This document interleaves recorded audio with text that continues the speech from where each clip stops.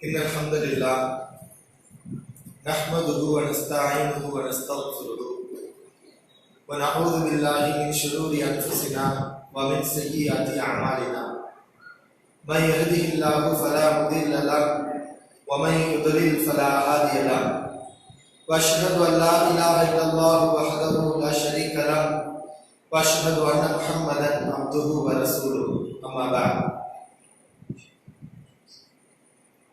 يا أيها الناس اتقوا ربكم الذي خلقكم من نفس واحدة وخلق منها زوجها وبث منهما رجالا كثيرا ونساء واتقوا الله الذي تساءلون به والأرحام إن الله كان عليكم رقيبا إن أصدق الحديث كتاب الله وأحسن الهدي هدي محمد صلى الله عليه وسلم وشر الأمور محدثاتها وكل محدثة بدعة وكل بدعة ضلالة وكل ضلالة في النار.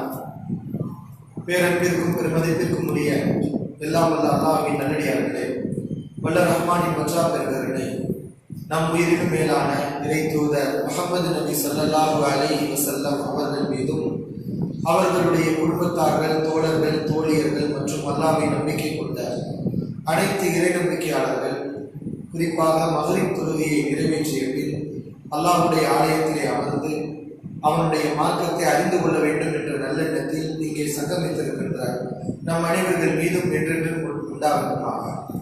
எல்லாம் வல்ல அல்லாஹ்வின் நல்லடியார்களே, பெர்னாம்பட்டு ஜம்ஆய்யத்து அஹ்லில் குர்ஆன் வல் ஹதீஸ் மஸ்ஜிதுல் முஸ்லிமீன் சார்பில் ஏற்பாடு செய்யப்பட்டுள்ள இந்த மார்க்க விளக்க நிகழ்ச்சியில் தௌஹீதால் ஒன்றிணைவோம் என்ற தலைப்பு எனக்கு தேர்வு செய்யப்பட்டுள்ளது.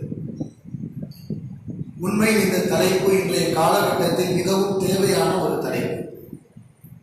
காரணம், இன்றைய தமிழகத்தில் லா இலாஹ இல்லல்லாஹ் முஹம்மதுர் ரசூலுல்லாஹ், அல்லாஹ்வை மட்டும்தான் நாம் வணங்க வேண்டும், அல்லாஹ்வுக்கு இணை கற்பிக்க கூடாது என்ற ஓரிரை கொள்கையை ஏற்றவர்கள் ஒரே அணியாக இல்லை. அவர்கள் ஒவ்வொருவரும் ஒவ்வொரு சாராராக பல கூறுகளாக பிரிக்கப்பட்டிருக்கிறார்கள். பிரிந்து கிடக்கிறார்கள் என்று சொல்வதை விட தௌஹீதில் ஒன்றிணைந்தவர்கள், தௌஹீது கொள்கையை கொண்டிருக்கக்கூடியவர்கள் பல கூறுகளாக பிரிக்கப்பட்டிருக்கிறார்கள், சிதறடிக்கப்பட்டிருக்கிறார்கள். ஒவ்வொருவரும் ஒவ்வொரு பேரிலே இருக்கிறார்கள். சாதாரண இயக்க பேர் என்று அதை எடுத்துக்கொள்ள முடியாது. ஒவ்வொரு சாராரும் தங்களுடைய மார்க்க பணிக்காக, சமூக பணிகளுக்காக ஒரு பேனரை வைத்திருக்கிறார்கள் என்று அந்த பிரச்சனையை நாம் எடுத்துக்கொள்ள முடியாது. காரணம், அனைவரும் ஒரே கொள்கையில் இருப்போம். அல்லாஹ் மட்டும்தான் வணங்கணும், தர்காவுக்கு போகக்கூடாது, மௌலூது ஓதக்கூடாது, அல்லாஹ் அல்லாதவர்களை அழைத்து பிரார்த்தனை செய்யக்கூடாது, தவிடு தட்டு தாயத்து போன்ற விஷயங்களில் ஈடுபடக்கூடாது. இதில் எல்லாரும் ஒன்றுபட்டு இருக்கும். இந்த கருத்தில் இருக்கக்கூடிய அனைவரும் ஒரே அணியில் இருக்கிறார்கள் என்றால் கிடையாது. அவருடைய உள்ளங்கள் எல்லாம் துண்டாடப்பட்டிருக்கிறது.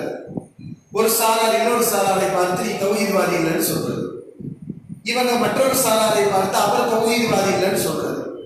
ஆனா எல்லாருமே இணை வைக்க கூடாதுங்கிற கொள்கையில் இருக்கக்கூடியவர்கள், பரேலவி சட்டத்தை எதிர்க்கக்கூடியவர்கள், குர்ஆன் சுன்னாவை மட்டும் கடைபிடிக்க வேண்டும் என்று கொள்கையை சொல்லக்கூடியவர்கள். ஆனால் அவர்கள் எப்படி உருவாக்கப்பட்டிருக்கிறார்கள், மதிமயக்கப்பட்டிருக்கிறார்கள் என்றால், ஒரு சாரார் இன்னொரு சாராரை பார்த்து இவர் தௌஹீத்வாதி கிடையாது, இவர்கள் சரியான கொள்கையில் உள்ளவர்கள் கிடையாது, இவர்கள் பிதஅத்வாதிகள் என்று, வழிகேடர்கள் என்று சொல்லிக் கொண்டிருக்கிறார்கள். இதுதான் சைத்தானுடைய சூழ்ச்சி. சைத்தானுடைய சூழ்ச்சி என்னன்னு கேட்டா, கொள்கையில் ஒன்றுபட்ட மக்களை பிளவுபடுத்தி ஒரே கொள்கையில் இருப்பார்கள், ஆனால் கொள்கைவாதி இல்லை என்று சொல்ல வைத்திருக்கிறார். சைத்தான் சக்தி உள்ளவன் தான். அல்லாஹ் சைத்தானுக்கும் சக்தியை வழங்கித்தான் இருக்கிறான். சைத்தான் தீயவன், அவனுக்கு அபாரமான ஆற்றல் அல்லாஹ் வழங்கலையா? வழங்கி இருக்கிறான். அதே மாதிரி தான் அந்த சைத்தானுடைய தலைவர்கள், சைத்தானுடைய அடிச்சுவட்டை பின்பற்றக்கூடியவர்களுக்கும் அல்லாஹ் அபாரமான ஆற்றலை வழங்கி இருக்கிறான். அபாரமான நினைவாற்றல், அபாரமான பேச்சாற்றல், வசீகர தன்மையோடு பிற மக்களுடைய உள்ளங்களை கவரக்கூடிய தன்மை, பொய்யையும் கூட உண்மையாக நம்பக்கூடிய அளவுக்கு மக்களுடைய மனங்களை மாற்றக்கூடிய தன்மைகளை தீய சக்திகளுக்கு அல்லாஹ் வழங்கி இருக்கிறான். அந்த தீய சக்திகள் தான் ஏராளமான பொய்களை சொல்லி தௌஹீத் மக்கள் மீது ஏராளமான களங்கங்களை கற்பித்து அவர்களை பல கூறாக பிரித்து இன்னும் கூறுகளை உருவாக்கி கொண்டே போகிறார்கள். இந்த அபாரமான சக்தி வழங்கப்பட்ட இந்த சைத்தானுடைய வழிதோன்றல்கள் இத்தமிழக மக்களை, தமிழ் பேசும் மக்களை பல கூறுகளாக இன்னும் பிரித்துக் கொண்டுதான் இருக்கிறார்கள். இன்னைக்கு ஒரு ஜமாத், நாளைக்கு ஒரு ஜமாத், நாளை கழிச்சு ஒரு ஜமாத். கடைசியில் ரிசல்ட் என்னன்னு பார்த்தா 1983 இருந்து இன்னைக்கு வரைக்கும் லா இலாஹ இல்லல்லாஹ்ங்கிற கொள்கையை வந்தார்களே அனைத்து மக்களையும் பல கூறுகளாக பிரித்துக் கொண்டே இப்லீசுடைய வகையராக சென்று கொண்டிருக்கிறார்கள். இப்ப இந்த நேரத்தில் அல்லாஹ் அவர்களுக்கு நேர்வழி கொடுக்க வேண்டும் என்று பிரார்த்தனை செய்வோம். அவர்கள் நேர்வழி அடையாவிட்டால் நாம் ஒன்றும் செய்ய முடியாது. ஆனால் தமிழக மக்கள் சிந்தித்து பார்க்க வேண்டும். இந்த தலைப்பையே தமிழக மக்கள் சிந்தித்து பார்க்க வேண்டும். ஆமா, நம்ம எல்லாம் ஒரே கொள்கையில் தானே இருக்கிறோம். தர்கா கூடாதுங்கிறோம், மௌலூது கூடாதுங்கிறோம், தவிடு ஆயத்து கூடாதுங்கிறோம், ஷிர்கு கூடாதுங்கிறோம், பிதஅத்துகள் கூடாதுங்கிறோம். எல்லாரும் அவங்களுடைய வழக்கம் நம்முடைய வழக்கம் எல்லாத்தையும் எடுத்து பார்த்தா குர்ஆன் ஹதீஸ் அடிப்படையில் இருக்குது. ஆனா நம்மளை எல்லாம் ஒண்ணு சேர விடாம ஏதோ ஒரு சக்தி பிளவுபடுத்தி இருக்கிறது. அதனால என்ன, அவன் தௌஹீத்வாதி கிடையாது, இவன் முஸ்லீம் கிடையாது, அவன் பின்னாடி இருந்து தொழக்கூடாது, இவன் கொள்கை குழப்பவாதி, இப்ப நம்ம மட்டும்தான் கொள்கையில தெரிவுள்ளவர்கள், இப்படிங்கிற ஒரு மமதையை அந்த தீய சக்திகள் ஏற்படுத்திவிட்டு சென்று இருக்கிறது. அந்த மமதைகள் என்ன, தீய சக்திகள் எப்படி நம்மளை ஏமாற்றி இருக்கிறார்கள், நம்முடைய மூளையை சலவை செய்திருக்கிறார்கள். அந்த காரணங்களை நாம் தெரிந்து கொள்வதற்கு முன்னால் முதலாவது ஒரு விஷயத்தை நம்ம புரியணும். யாராவது ஒரு ஆள் வந்து ஈமானிய உறவு உடைத்து விடுன்னு சொல்லிட்டா நம்ம டக்குன்னு உடைச்சிடலாமா? உடைக்க கூட, உடைப்பதாக இருந்தால் அதற்கு தகுந்த காரணங்கள் இருக்க வேண்டும். அல்லாஹ் திருமறை குர்ஆனிலே சொல்லி காட்டுகிறார். ரசூலுல்லாஹி ஸல்லல்லாஹு அலைஹி வஸல்லம் சொல்கிறார்கள், மன் அஹப்ப லில்லாஹ் வ அபகத லில்லாஹ் வ அத்தா லில்லாஹ் வ மனஅ லில்லாஹ் ஃபக்கத் இஸ்தக்மல ஈமான். ஒருவன் அல்லாஹ்வுக்காக நேசிக்கிறான், அல்லாஹ்வுக்காக இருக்கின்றான், அல்லாஹ்வுக்காக கொடுக்கின்றான், அல்லாஹ்வுக்காக தடுக்கிறான், இவன் ஈமானை முழுமையாக்கி கொண்டான். நபி ஸல்லல்லாஹு அலைஹி வஸல்லம் சொன்னார்கள். அல்லாஹ்வுக்காக வெறுப்பதும் இந்த மார்க்கத்தில் இருக்கிறது. நம் வெறுமனே இந்த தலைப்பில் அல்லாஹ்வுக்காக நேசிக்கணும், அல்லாஹ்வுக்காக நேசிக்கணும், ஒன்றுபடணும், அதை மட்டும் சொல்ல போறது இல்லை. ஒன்றுபட வேண்டும். சில நேரங்கள் ஒன்றுபடாமல் வேறுபடவும் வேண்டும். நான் வேற நீ வேற காட்டவும் வேணும், அதை நம்ம ஒத்துக்கிறோம். ஆனா அது எந்த இடம், அதுலதான் இப்ப பிரச்சனை. பிரச்சனை என்னன்னா, அல்லாஹ்வுக்காக வேறு அப்படின்னு சொல்லப்படுது. அல்லாஹ்வுக்காக வெறுத்திருங்க, அல்லாஹ்வுக்காக அவர்களை புறக்கணித்து விடுங்கள் அப்படின்னு நமக்கு சொல்லப்படுது. நாம என்ன செய்யறோம்னா, அந்த ஆளுடைய பேச்சை கேட்டு உண்மையில அவர் சொல்லக்கூடிய அந்த விஷயங்கள் அல்லாஹ்வுக்காக வெறுக்கிற விஷயங்களா அப்படி சிந்திக்காம சொல்லிட்டாங்க, அல்லாஹ்வுக்காக வெறுக்கிறவர் சொல்லிட்டாங்கல்ல, அல்லாஹ்வுக்காக வெறுத்த வேண்டியதுதான். நாம நினைச்சிட்டு இருப்போம் அல்லாஹ்வுக்காக வெறுத்துக்கிட்டு இருக்கிறோம்னு. ஆனா அல்லாஹ்வுக்காக யாரை நேசிக்கணுமோ அவங்க நம்மள அறியாம வெறுத்து கொண்டு இருப்போம். இதுதான் சைத்தானுடைய சூழ்ச்சி. இப்ப மக்கள் ஒரு விஷயத்தை விளங்கி இருக்கிறாங்க, அல்லாஹ்வுக்காக நேசிக்கணுங்கிறத புரிஞ்சிருக்காங்க, அல்லாஹ்வுக்காக வெறுக்கணுங்கிறத புரிஞ்சிருக்கிறாங்க. சத்தியத்தில் ஒன்றுபட வேண்டும், அசத்தியத்தில் ஒன்றுபடக்கூடாது. ஊர் மக்கள் எல்லாம் ஒரு தப்பை செய்கிறார்கள், வாங்க ஒற்றுமையா இருக்கோம், கூட்டா போகலாமா? இங்க போகக்கூடாது. அதான் மார்க்கத்துடைய போதனை அடிப்படை. பாவமான விஷயங்கள் ஒன்றுபடக்கூடாது, ஆனா ஈமானை நல்ல விஷயத்துல ஒன்றுபடணும். இதை எல்லாரும் புரிஞ்சு வச்சிருக்காங்க. தமிழகத்தில் இருக்கக்கூடிய மக்கள் பல கூட்டங்களாக புரிஞ்சிருக்காங்க. யார சொல்றேன்னா, தௌஹீத்வாதி அல்லாதவர்கள் நம்ம பேசவே இல்லை, அவங்க டாபிக்கே இல்லை. யாரு தர்காவுக்கு போகக்கூடியவர்கள், அல்லாஹ் அல்லாதவர்களை அழைக்கக்கூடியவர்கள், அல்லாஹ்வுக்கும் இடையிலே இடைத்தரகர்களை ஏற்படுத்திக் கொள்ளக்கூடியவர்கள், அவர்கள் நம்ம பேசவே இல்லை. ஏன்னா அவர்கள் நம்முடைய வட்டத்தை தாண்டியவர்கள். அவர்களுக்கு நாம் அடிப்படை மார்க்கத்தை எடுத்து வைக்கணும், தௌஹீதை சொல்லணும். இப்ப நாம பேசக்கூடிய தலைப்பு யாரை பத்தினா, தௌஹீதால் ஒன்றுபட்ட மக்கள் வேறுபட்டு இருக்கிறாங்க. அவங்க நினைச்சுட்டு இருக்கிறாங்க இவன் வேற நம்ம வேற அப்படின்னு நினைச்சுக்கிட்டு இருக்கிறாங்க. இந்த மக்களுக்கு நல்ல தெரியும் சத்தியத்தில் ஒன்றுபடணும், பாவத்தில் ஒன்றுபடக்கூடாது. அது உண்மைதான். ஏன்னா அல்லாஹ்வே குர்ஆன்ல பல இடங்கள் அதை வலியுறுத்துறான். தக்குவா, நன்மையிலும் இறையச்சத்திலும் ஒருவருக்கொருவர் உதவி செய்து கொள்ளுங்கள், ஒன்றுபடுங்கள். நல்ல விஷயத்துல இறையச்சமான விஷயங்களில் ஒருவருக்கொருவர் உதவி செய்யுங்கள், அனைவரும் ஒன்றுபடுங்கள். பாவமான விஷயங்கள்ல வரம்பு மீறல்கள், குற்றச் செயல்கள், அல்லாஹ்வுக்கு பிடிக்காத காரியங்கள், அதுல ஒன்றுபடாதீர்கள், ஒருவருக்கு ஒருவர் உதவி செய்யாதீர்கள். ஆக ஒற்றுமை என்பது, ஒன்றுபடுதல் என்பது ஒற்றுமை அழைப்பு என்பது ஈமானிலும் இறையச்சத்திலும் நல்ல விஷயங்களில் தான், பாவமான விஷயங்களில் இல்லை. இதை இந்த மக்கள் எல்லாம் புரிஞ்சு வச்சிருக்கிறாங்க, இதுல மாற்றுக்கிறது கிடையாது. ஆனா எங்க அனைவரும் சரி இருக்கிறாங்க தெரியுமா? அல்லாஹ்வுக்காக வெறுக்கிறது இது பாவமான விஷயம்னு ஒரு ஆள் சொல்வார். ஒரு ஆள் ஒரு தீய சக்தி இது பாவமான விஷயம்னு சொல்வார். ஆனா அவர் சொல்லக்கூடிய விஷயம் குர்ஆன்ல சுன்னாவுல நல்ல விஷயமா இருக்கும். இப்ப இந்த மக்களுக்கெல்லாம் அல்லாஹ்வுக்காக வெறுக்கிற அடிப்படை தெரியுது, அல்லாஹ்வுக்காக நேசிக்கிற அடிப்படை தெரியுது, ஒற்றுமையாக இருக்கிறத புரிஞ்சு வச்சிருக்காங்க. ஆனா அவர்கள் சிக்கக்கூடிய சிக்கல், அவர்கள் மாட்டக்கூடிய ஆபத்து என்னன்னு கேட்டா, மார்க்கத்தில் சொல்லப்பட்ட நல்ல விஷயத்தை கெட்டதாக ஒருவர் காட்டிவிட்டால் அவர்கள் நம்பி விடுகிறார்கள். இப்ப அடுத்த என்ன நடக்கும்? மார்க்கத்தில் சொல்லப்பட்ட ஒரு நல்ல விஷயத்தை கெட்டதுன்னு ஒரு ஆள் சித்தரிச்சு காட்டி அதை அவர்கள் நம்பிவிட்டால் என்ன நடக்கும்? சத்தியத்தில் உள்ள மக்கள், தௌஹீத் மக்கள் மத்தியில் ரெண்டு சாரார் வருவாங்க. ஒரு சாரார் விவரம் உள்ளவங்க, புரிஞ்சவங்க, இந்த உலகிறாரு, மார்க்கத்துல குழப்பம் பண்றாரு, இவர் இது பாவம் சொன்னாலும் குர்ஆன்ல சொல்லப்பட்டிருக்கிற உண்மை, இதை நம்பத்தான் வேண்டும் அப்படின்னு சொல்லுவாங்க. இவர் மேல உள்ள நம்பிக்கை உள்ளவர்கள், இவருடைய வாதத்தன் மேல நம்பிக்கை உள்ளவர்கள், அவருடைய பேச்சின் மீதும் நம்பகத்தன் மேல நம்பிக்கை வைத்தவர்கள், ஆமா சரியாதான் இருக்கு, அது பாவம் தான், இது மார்க்கத்துல இல்ல என்று நம்புவார்கள். இப்பதான் பிரிவு வரும். ஒரே கொள்கை உள்ளவர்கள் மத்தியில் பிரிவு எப்படி வரும்னா இப்படித்தான் வரும். குர்ஆன் சுன்னாங்கிற பேர்ல வரும்.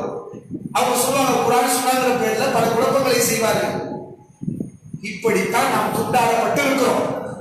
தமிழக மக்கள், தமிழகத்தில் இருக்கக்கூடிய தௌஹீத்வாதிகள், ஓரிரை கொள்கையில் இருக்கக்கூடியவர்கள், ஷிர்கை எதிர்க்கக்கூடியவர்கள் இப்படித்தான் துண்டாடப்பட்டு பல கூட்டங்களாக பல பெயர்களிலே, அவன் முஸ்லிம் இல்ல நம்ம முஸ்லிம், அவன் சரியா உலகத்துல எவனும் சரியான கொள்கை இல்லை, நாங்கள் தான் கொள்கை குன்று, என்னவா கொள்கை குன்று, கொள்கை கொள்கை கொள்கை, இப்படி கொள்கை கொள்கை கத்தக்கூடியவன் பாத்தீங்கன்னா நம்ம மட்டும்தான் கொள்கை. அவனுடைய கொள்கை என்னன்னா எவனை கொள்கைவாதி சொல்லக்கூடாது. நீ கொள்கைவாதி இல்ல, நீ கொள்கைவாதி இல்ல, நீ கொள்கைவாதி இல்ல, நீ சரியான கொள்கை இல்ல, நான் மட்டும் தான் சரியான கொள்கையில இருக்கிறேன். இது ஒரு வகையான நோய்.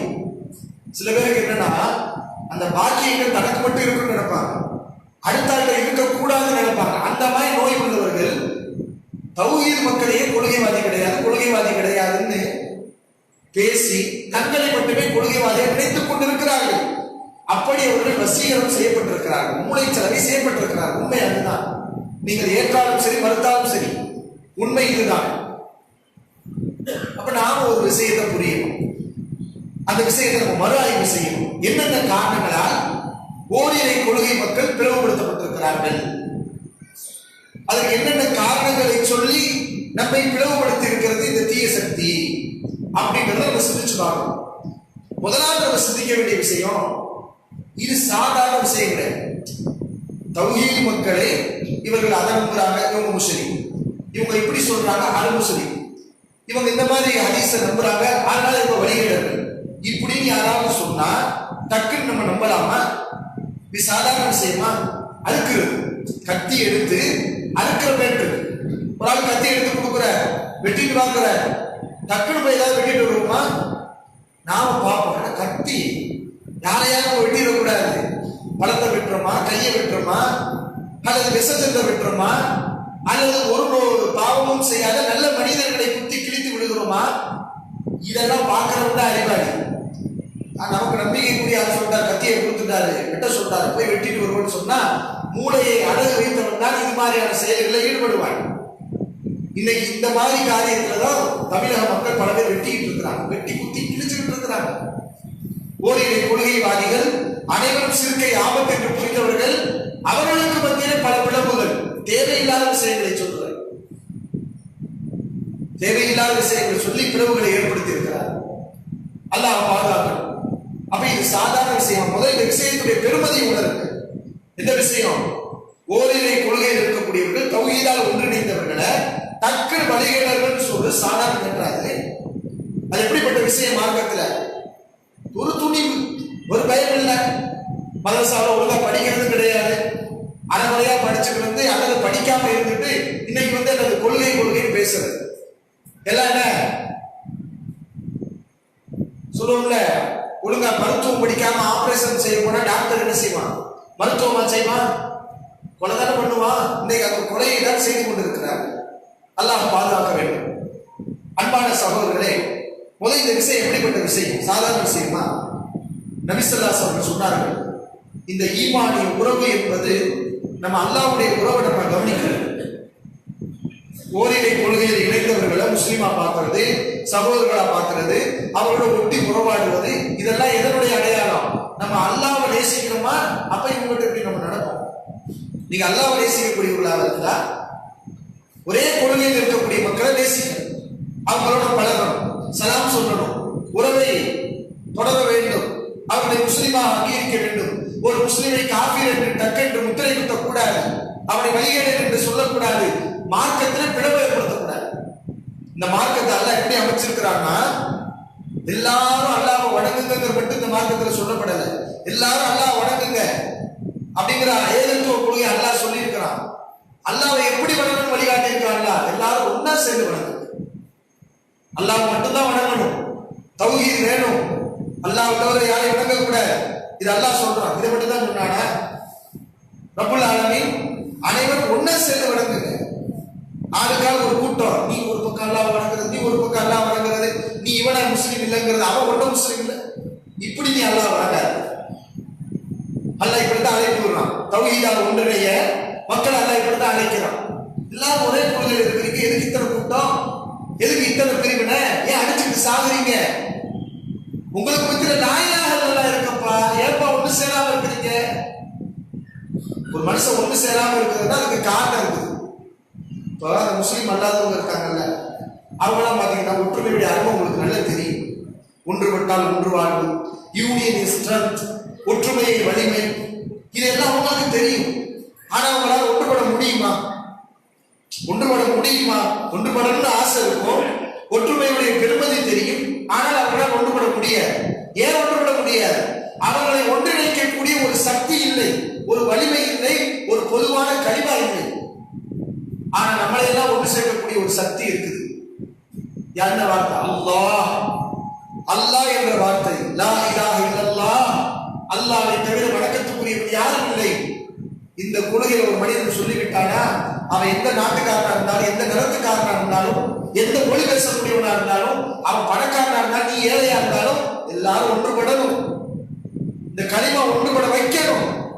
அப்படி வச்சா நீ அந்த லா இலாஹ இல்லல்லாஹ் சரியா நம்புறன்னு அர்த்தம். உண்மைதானே?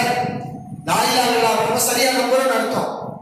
லா இலாஹ இல்லல்லாஹ் சொல்றது, அவன் வேற நாடு, ஏன் வேற நாடு, அவன் மொழி வேற, ஏன் மொழி வேற, அவன் கலர் வேற, ஏன் கலர் வேற, நாங்க அமைச்ச ஒரு குரூப் வேற, அந்த குரூப் வேற, இப்படி என்ன காரணத்தை சொன்னாலும் சரி, இந்த லா இலாஹ இல்லல்லாஹ்வுல ஒன்றுபட்ட மக்களை வேறுபடுத்துறதுக்கு 1000 காரணங்களை அடிக்கினாலும் சரி, அவன் லா இலாஹ இல்லல்லாஹ் சரியாக நம்பாதவன், உண்மையில நம்பாதவன், அல்லாஹ்வை நேசிக்காதவன், அல்லாஹ்வை சரியான முறையில் நம்பல. அல்லாஹ்வை சரியான முறையில் நம்பினவன் யாரு? யார் அந்த கலிமாவை யாரா நம்பி இருக்கிறாங்களோ அவங்களை எல்லாம் நேசிப்பான். அல்லாஹ்வை நேசிக்கிறவனா இருந்தா லா இலாஹ இல்லல்லாஹ்ங்கிற கலிமாவை ஒன்றுபட்டு இருக்கக்கூடிய மக்களை எல்லாம் நேசிப்பான். அல்லாஹ் தான நமக்கு சொல்லி இருக்கிறான், இன்னமல் மூமினூன இஹ்வா, மூமின்கள் அனைவரும் சகோதரர்கள். இன்னமல் மூமினூன இஹ்வா, மூமின்கள் அனைவரும் சகோதரர்கள். இது அந்த உறவு அல்லாஹ் ஏற்படுத்தியிருக்கிறான். நீ என்ன நம்புறியா, என்ன நேசிக்கிறியா? அப்ப என்ன நம்பிய மக்களோட நீ எப்படி நடக்கிற? அவங்கள்ட்ட மோதுற, அவங்கள்ட்ட புரட்டத்தனம், அவங்கள்ட்ட ஒரு மூர்க்கத்தனம், அப்ப நான் நீ என்ன நம்புறியா? இவன் அல்லாஹ்வை நம்பாதவன், இவன் போலி நடிக்கிற முனாஃபிக். அப்ப உண்மையான ஈமான் உள்ளவன் யாருன்னா, தௌஹீதை ஏற்றுக்கொண்டு அந்த தௌஹீதை ஏற்றுக்கொண்ட மக்களை நேசிக்கக்கூடியவன், தௌஹீதை ஏற்றுக்கொண்ட மக்களை எல்லாம் நேசிக்கக்கூடியவன், இவன் தான் உண்மையில அல்லாஹ்வை நம்பியவன். அதனால ரசூலுல்லாஹி ஸல்லல்லாஹு அலைஹி வஸல்லம் இந்த உறவை பேணக்கூடியவன் தான் சரியான ஈமான் உள்ளவன் என்று சொன்னார்கள். இது நாம சொல்லக்கூடிய வியாக்கியானம் இல்ல, ரசூலுல்லாஹி ஸல்லல்லாஹு அலைஹி வஸல்லம் சொன்ன அடையாளம், சரியான கொள்கைவாதி தௌஹீத்வாதியுடைய அடையாளம். சஹீஹ் முஸ்லிம்ல பதிவு செய்யப்பட்ட ஆதாரபூர்வமான நபிமொழி, அல்லாஹ்வின் மீது சத்தியமாக, லா ததுகுலூனல் ஜன்னah ஹத்தா துமினு, நீங்கள் ஈமான் கொள்ளாதவரை சொர்க்கம் போக முடியாது. நீங்கள் ஈமான் கொள்ளாதவரை சொர்க்கம் போக முடியாது. சொர்க்கம் போறதுக்கு என்ன வேணும்? ஈமான் வேணும். வலா துமினு, நீங்க ஈமான் கொள்ள முடியாது. ஹத்தா தஹாப்பு, ஒருவரை ஒருவர் நேசித்துக் கொள்ளாத வரை நீங்கள் ஈமான் கொள்ள முடியாது. சொர்க்கம் போகணும்னா ஈமான் வேணும். ஈமான் வேணும்னா என்ன வேணும்? என்ன வேணும்? ஒருவரை ஒருவர் நேசிக்க வேண்டும். அப்ப சொர்க்கம் போனதுக்கு ரூட் வழியே என்ன? ஈமான் கொண்டவர்கள், கொள்கையால் ஒன்றிணைந்தவர்கள், லா இலாஹ இல்லல்லாஹ்ங்கிற அடிப்படையில சேர்ந்தவர்களை நம்ம வெட்டி விடக்கூடாது, துண்டாடக்கூடாது. கொள்கையை ஒன்றுபடாதவங்க நம்ம பேசல. சிறுக்கு வைக்கிறாங்க, நீ வேற நான் வேற, அதுல மாற்ற கருத்து இல்லை. அதுதான் குர்ஆன் சொல்லுது. கொள்கையை வேறுபட்டவர்களை பார்த்து குர்ஆன் சொல்கிறது, அது காலத்திற்கும் முஸ்வத்துன் ஹஸனத்துன் ஃபீ இப்ராஹீம வல்லதீன மஅஹு. உங்களுக்கு இப்ராஹிம் நபியிடத்திலையும் அவரோடு இருந்த இறைநம்பிக்கையாளர்களிடத்திலையும் அழகான முன்மாதிரி இருக்கிறது. இது காலி கௌமி, அவர்கள் இணையத்தில் இருந்த தங்களுடைய சமூகத்தினை பார்த்து கூறினார்கள், இன்னா பராஉ மின்கும் வ மிம்மா தஅபுதுன மின் தூனில்லாஹ். நாங்கள் உங்களை விட்டும், அல்லாஹ்வை விடுத்து நீங்கள் யாரை வணங்குகிறீர்களோ அவர்களை விட்டும் நாங்கள் விலகியவர்கள். கது பதா பைனனா வ பைனக்குமுல் அதாவத்து வல் பக்தாஉ அபதன். உங்களுக்கும் எங்களுக்கும் மத்தியில் பகைமையும் குரோதமும் வெளிப்பட்டு விட்டது. ஹத்தா கௌமினு பில்லாஹி வஹதா, அல்லாஹ்வை விட்டும் நீங்கள் நம்பிக்கை கொள்ளும் வரை. இப்படி அல்லாஹ் இருக்கணும்ங்கறான். அப்ப அல்லாஹ்வை ஈமான் கொள்ளாத மக்கள் மத்தியில நமக்கு குரோதம், வெறுப்புணர்வு, பகைமை, ஏன்னா அல்லாஹ்வுக்கு இணை கற்பிக்கிறாங்கங்கிற அந்த உணர்வு, இதெல்லாம் அல்லாஹ் வரவேற்கிறான். ஆனா இந்த உணர்வு எங்க வந்துடுச்சு? ஒரு காஃபிர்கள்ட்ட காட்டக்கூடிய உணர்வு, இஸ்லாமிய விரோதிகள் ஆர்எஸ்எஸ் காரர்களிடத்துல காட்டக்கூடிய உணர்வை இன்றைக்கு தௌஹீத் மக்களுக்கு மத்தியில காட்டிக் கொண்டிருக்கிறார்கள். யாரு? இந்த மார்க்கத்தில் உள்ளவங்க. நாங்க குர்ஆனை பேசக்கூடியவங்க, தௌஹீத்வாதிகள் சொல்லக்கூடியவங்க, நடக்கிற நடத்தையில பாத்தீங்கன்னா சக முஸ்லிம் தௌஹீத்வாதி அல்லாஹ் மட்டும் நம்பக்கூடிய மக்களை பார்த்து அசிங்கமா பேசுறது, குறை சொல்றது, அவருடைய மானத்துல விளையாடுறது. அது இன்னைக்கு Facebook போன்ற பொது தளங்கள் வந்து விட்டதா, அதுல இஷ்டத்துக்கு பேசு. நீனா அல்லாஹ்வை நம்புறவங்கடா, அல்லாஹ்வை நம்புறவங்க தான் நடப்பானா? இதுதான் நபி நமக்கு சொல்லி கொடுத்தாங்களா? எப்படி இந்த அநியாயம் இந்த நாட்டில் நடக்குது? இது குர்ஆனை, இதை குர்ஆனை சரியா சொல்லுச்சு, ஹதீஸ் தெளிவா சொல்லுது. நீ சொர்க்கம் போனா ஈமான் வேணும். ஈமான் வேணும்னா ஈமான் கொண்ட மக்களை நீ நேசிக்கணும். நீ நேசிக்கிறியா? நீ செய்யற செயல் அந்த வேலையை தான் நீ செய்யறியா? எத்தனை நபிமொழிகள் இந்த உறவை வலியுறுத்தி, சாதாரண உறவை இல்லைங்க, விஐபிகளுடைய தன்மை எது? அல்லாஹ்வுக்காக பிறரை நேசிக்கிறது, அது சொர்க்கவாசிகள்ல விஐபிகளுடைய தன்மை. நாளைக்கு மக்கள் வெயிலில் அவதிப்பட்டுக் கொண்டிருக்கும் போது, நிழலுக்காக ஏங்கிக் கொண்டிருக்கும் போது, எந்த நிழலும் இல்லாத நாளில் ரஹ்மான் தன்னுடைய அரசுடைய நிழலை 7 நபர்களுக்கு தருவார். அவர்களில் ஒருவர் யார் தெரியுமா? ரஜுலானி தஹாப்பா ஃபில்லாஹ் வஜ்தமா அலைஹி வ தஃபர்ரகா அலைஹி. அல்லாஹ்வுக்காக நேசித்து, அல்லாஹ்வுக்காக சந்தித்து, அல்லாஹ்வுக்காக கலையக்கூடிய மக்கள். ரஹ்மான் அப்படிப்பட்ட இடத்துல வச்சிருக்கிறான். இந்த உறவை நேசிக்கிறத இன்னைக்கு டக்குன்னு அந்த உறவுகளை எல்லாம் துண்டாடி ரசூலுல்லாஹ்வுடைய ஹதீஸ்களை எல்லாம் மறந்து பிளவுபடுத்தி வச்சிருக்கிறான் தீய சக்திகள், தாவூத்துகள். இந்த தௌஹீத் மக்களை, ஓரிரை கொள்கை மக்களை பல கூட்டங்களாக பிளவுபடுத்திட்டாங்க. அது என்னென்ன காரணங்கள்? இதனுடைய முக்கியத்துவம் உங்களுக்கு புரிஞ்சிருக்கும். இந்த உறவை பெண்றது எவ்வளவு மார்க்கத்தை, சொர்க்கத்துக்கு ரூட்டு, சொர்க்கத்துக்கு போகணும்னு நீங்க நினைச்சீங்கன்னா தௌஹீத்வாதிகளை எல்லாம் நேசிங்க, தௌஹீத் மக்களோட பழகுங்க. இதற்கு முட்டுக்கட்டையா என்னென்ன இருக்கோ அவ்வளவு தூக்கி அறிங்க. நான் தான் சொல்றேன், ஒரே கொள்கையில் இருக்கக்கூடிய மக்களை ஒன்றுபட விடாமல் என்னென்ன தீய சக்திகள் வருகிறதோ அத்தனை தீய சக்திகளையும் புறக்கணியுங்கள். அவர்கள் வழிகேடர்கள் என்று அறிவித்துவிட்டு ஒரே கொள்கையில் இருக்கக்கூடிய மக்கள் எல்லாம் ஒன்றுபடுங்க. ஆனா இன்றைக்கு என்ன பிரச்சனை? நம்ம மனசை கெடுத்து குட்டியச்சோராக்கி வச்சிருக்காங்க. மனசுல என்ன? ஒரு தௌஹீத்வாதியை பார்த்தா இவன் கொள்கை குழப்பவாதின்னு நினைக்கிறது. ஒரு தௌஹீத்வாதியை பார்க்கும்போது இவன் கொள்கை குழப்பவாதி, இவன் வழிகேட, இவன் சஹாபியை பின்பற்றான், இவன் சூனியத்தை நம்புறான். இதுதான் இந்த மாயை. இதைத்தான் நம்ம புரிய போறோம். இன்னைக்கு தௌஹீத் மக்களை பிளவுபடுத்துவதற்கு தீய சக்திகள் எடுத்து வைக்கக்கூடிய ஒவ்வொரு வாதமாக நம்ம அறிந்து கொள்ளணும். தௌஹீத் ஒன்றுபட எல்லாம் நல்ல மனிதர்கள் தான். இந்த மக்கள் நினைக்கிறாங்கல்ல, சக முஸ்லிமை பார்த்து இவனை கொள்கை குழப்பவாதி, வழிகேடுன்னு நினைக்கிறாங்களே. ஏன் நினைக்கிறாங்க? அவங்க அல்லாவுக்காக தான் அப்படி நினைக்கிறாங்க. ஆனா அவங்களுக்கு தப்பா சொல்லப்பட்டிருக்கிறது, தப்பான விஷயம் சொல்லப்பட்டிருக்கிறது. அதனாலதான் இந்த வேறுபாடு வந்துருக்கு. அவங்க கொஞ்சம் யோசிச்சு பார்க்கணும், கண்ணை திறந்து பார்க்கணும். இப்படி நமக்கு போதித்து இந்த உணர்வை ஏற்படுத்தி உறவுகளை துண்டாக நமக்கு கற்றுக் கொடுத்தவர் எப்படிப்பட்ட நபர், அவருடைய நிலைமை என்ன, அவருடைய உண்மை தன்மை என்ன, இந்த தாகூத்துடைய ஒரிஜினாலிட்டி என்ன, அதனுடைய சுயரூபம் என்ன, அதனுடைய நம்பகத்தன்மை என்ன, அதெல்லாம் அம்பலப்படுத்தி இருக்கிறான். ஆதாரங்களை பகிரங்கமாக நமக்கு வெளிப்படுத்தி இருக்கிறான். இனிமையாக சிந்திச்சப்பா, உன் கண்ணை திறந்து பாராப்பா, உன் தீன நீ பாதுகாத்துக்க, உன் ஈமான நீ பாதுகாத்துக்க. எத்தனை உறவுகளை துண்டாடுங்க, ஒண்ணுமில்லாத சப்பை காரணங்களுக்காக, ஒண்ணுமில்லாத காரணங்களுக்காக இல்லாத ஒன்றை உருவகப்படுத்தி நம்ப வைத்து மக்களை ஏமாற்றுவதில் தீய சக்திகள் வலிமை உள்ளது. அந்த வல்லமையும் ஆற்றலையும் மயங்கி போய்தான் பலர் ஈமானிய உறவுகளை எல்லாம் துண்டாடினார். அவர்கள் வைக்கக்கூடிய முதலாவது காரணம் என்ன தெரியுமா? நம்மளை துண்டாடுறதுக்கு இவங்க சூனியத்தை நம்புறாங்க. சகோதரர்களை தான் நான் சொல்றேன், மற்ற சகோதரர்களை சொல்றேன். அவங்கள அல்லாவுக்கு இணைவிக்க மாட்டாங்க, நம்மளை இணைவிக்க மாட்டோம். ஆனா நம்மளை பார்த்தா அவங்க வேற மாதிரி நினைக்கிறாங்க. என்ன காரணம் கேட்டா, இவங்க சூனியத்தை நம்புறாங்க. பிளவு வந்துருங்க, வேற ஒண்ணும் கிடையாது. நான் அல்லாஹ் ஏற்படுத்தின செட்டப் இருக்குல்ல, அல்லாஹ் நமக்கு தொழுகை ஜமாத்தோட வச்சிருக்கிறான். தொழுவுகள் தனித்தனியா தொழுவுகள் விடாம அல்ல எப்படி நமக்கு கடமையாக இருக்கிறான், ஜமாத்தா தொழுவுங்கிறான்ல. ஏன்? எல்லாரும் சேர்ந்து நீ அல்லாஹ் வணங்கும், எல்லாரும் சேர்ந்து நீ அல்லாஹ் வணங்கும். வாத்தஸிமு பிஹப்லில்லாஹி ஜமீஆ, நீங்கள் அனைவரும் சேர்ந்து அல்லாஹ்வுடைய கயிற்றில் பலமாக பற்றி பிடியுங்கள். தனி மரம் தோப்பாகாது, தனி மரம் தோப்பாகாது. அல்லாஹ் வணங்கு, எல்லாரும் சேர்ந்து வணங்கு. ஒரே கொள்கை இருக்கு, எல்லாரும் ஒண்ணு பண்ணுங்க, ஒண்ணுபடுங்க. ஏன் வேறு பண்றீங்க? பல கூட்டமா ஏற்படுத்திருக்கிறீங்க. அல்லாஹ் கேட்கிறான், வலாத்த ஃபர்ரகு, பிரியாதீங்க. ரஹ்மானுடைய கடமை, கட்டளை, பிரியாதீங்க. வலாத்த நாஸஉ, ஒருவருக்கு ஒருவர் மோதிக்கொண்டே திரியாதீர்கள். ஃபதஃப்ஷலு, சோர்ந்து போய்விடுவீர்கள். வததஹப ரீஹுக்கும், உங்களுடைய ஆவி போய்விடும், உங்களுடைய ஜீவன் போய்விடும், உங்களுடைய சக்தி குன்றிவிடும், பலவீனப்பட்டு விடுவீர்கள். இதெல்லாம் அல்லாஹ் குர்ஆன்ல எத்தனை வசனங்கள்ல சொல்றான். கொள்கையை ஏற்றுக்கொண்ட மக்கள் பிரியக்கூடாதுன்னு சொல்லி இதெல்லாம் சொன்னா, அசத்தியத்தில் ஒன்றுபட கூடாதுல்ல, அசத்தியத்தில் ஒன்றுபடக்கூடாது. சத்தியத்தை அசத்தியம் சொல்லி உன்னை ஆட்டமந்தை ஆக்கி வச்சிருக்கிறான், உன்னை ஏமாத்தி இருக்கிறார்கள்.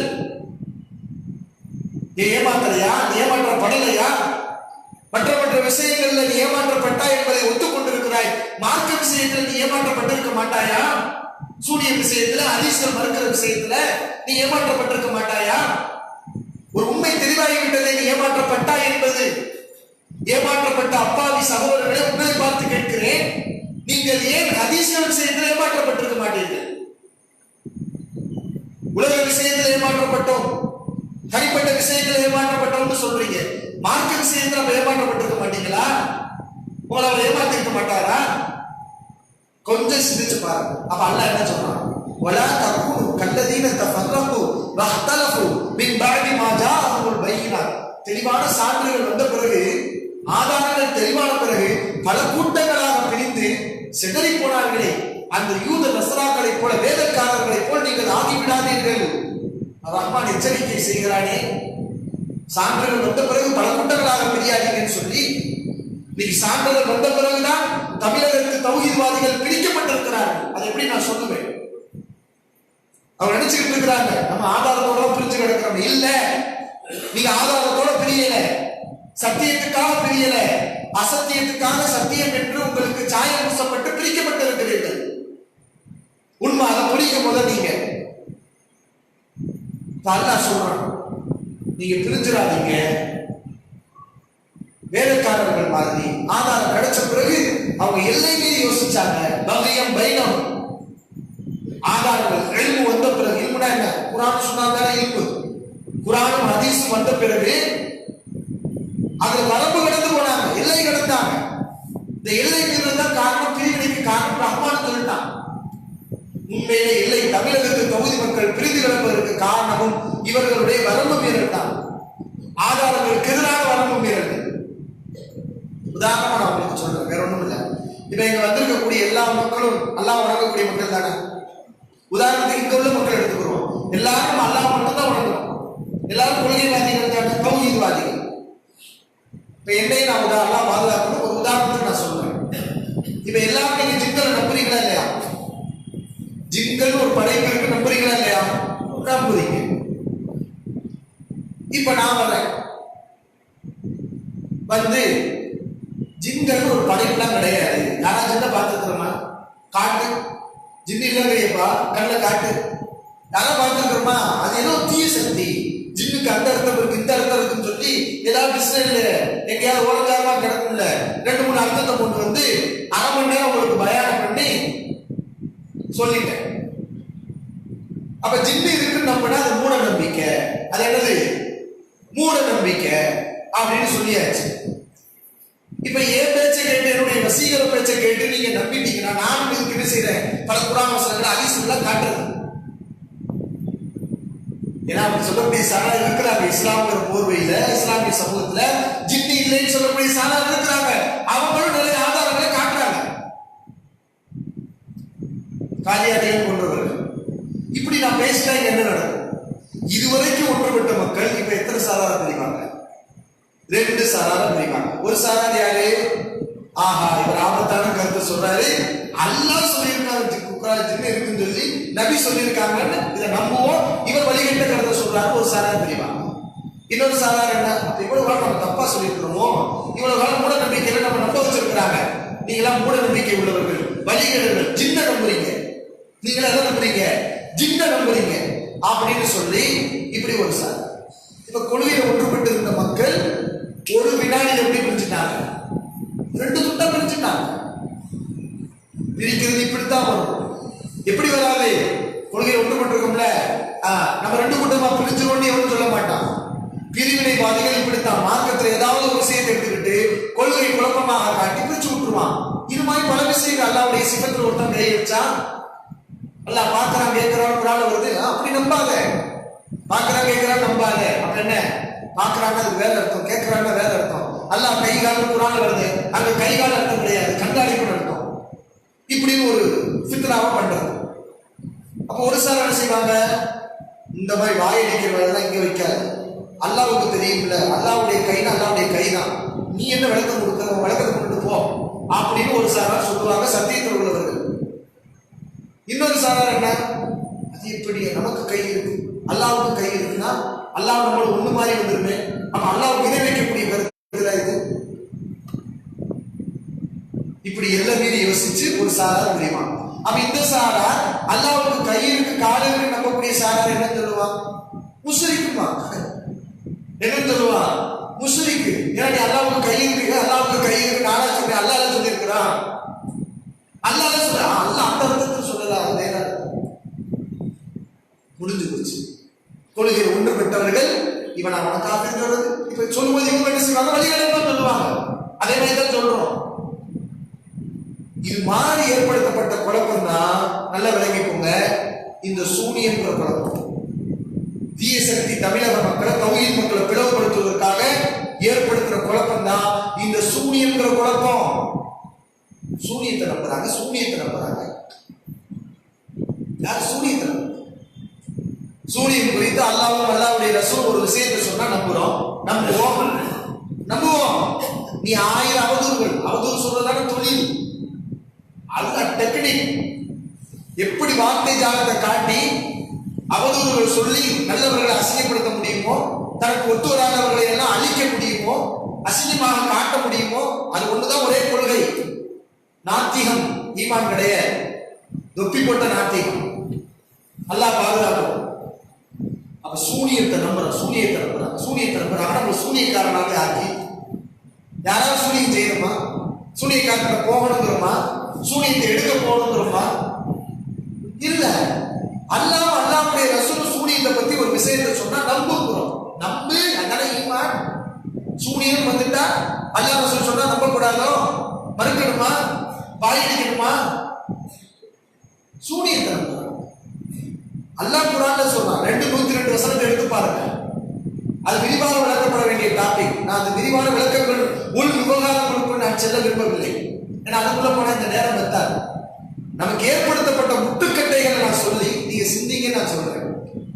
2:102 வசனத்துல அல்லாஹ் தெளிவா சூனியம்னா என்ன, அது ஒரு கலையா, அதுல பாதிப்பு இருக்கா, அந்த பாதிப்பு எப்ப ஏற்படும், அல்லாஹ் நானா ஏற்படும், அது நல்லவன் படிக்கலாமா, நல்லவன் அதில் ஈடுபடலாமா, நம்பிக்கை யாருமே வைக்கும், எல்லா விவரம் வருதுங்க ஒரு வசனத்துல அல்லாஹ் எல்லா விளக்கத்தையும் வச்சிருக்காங்க.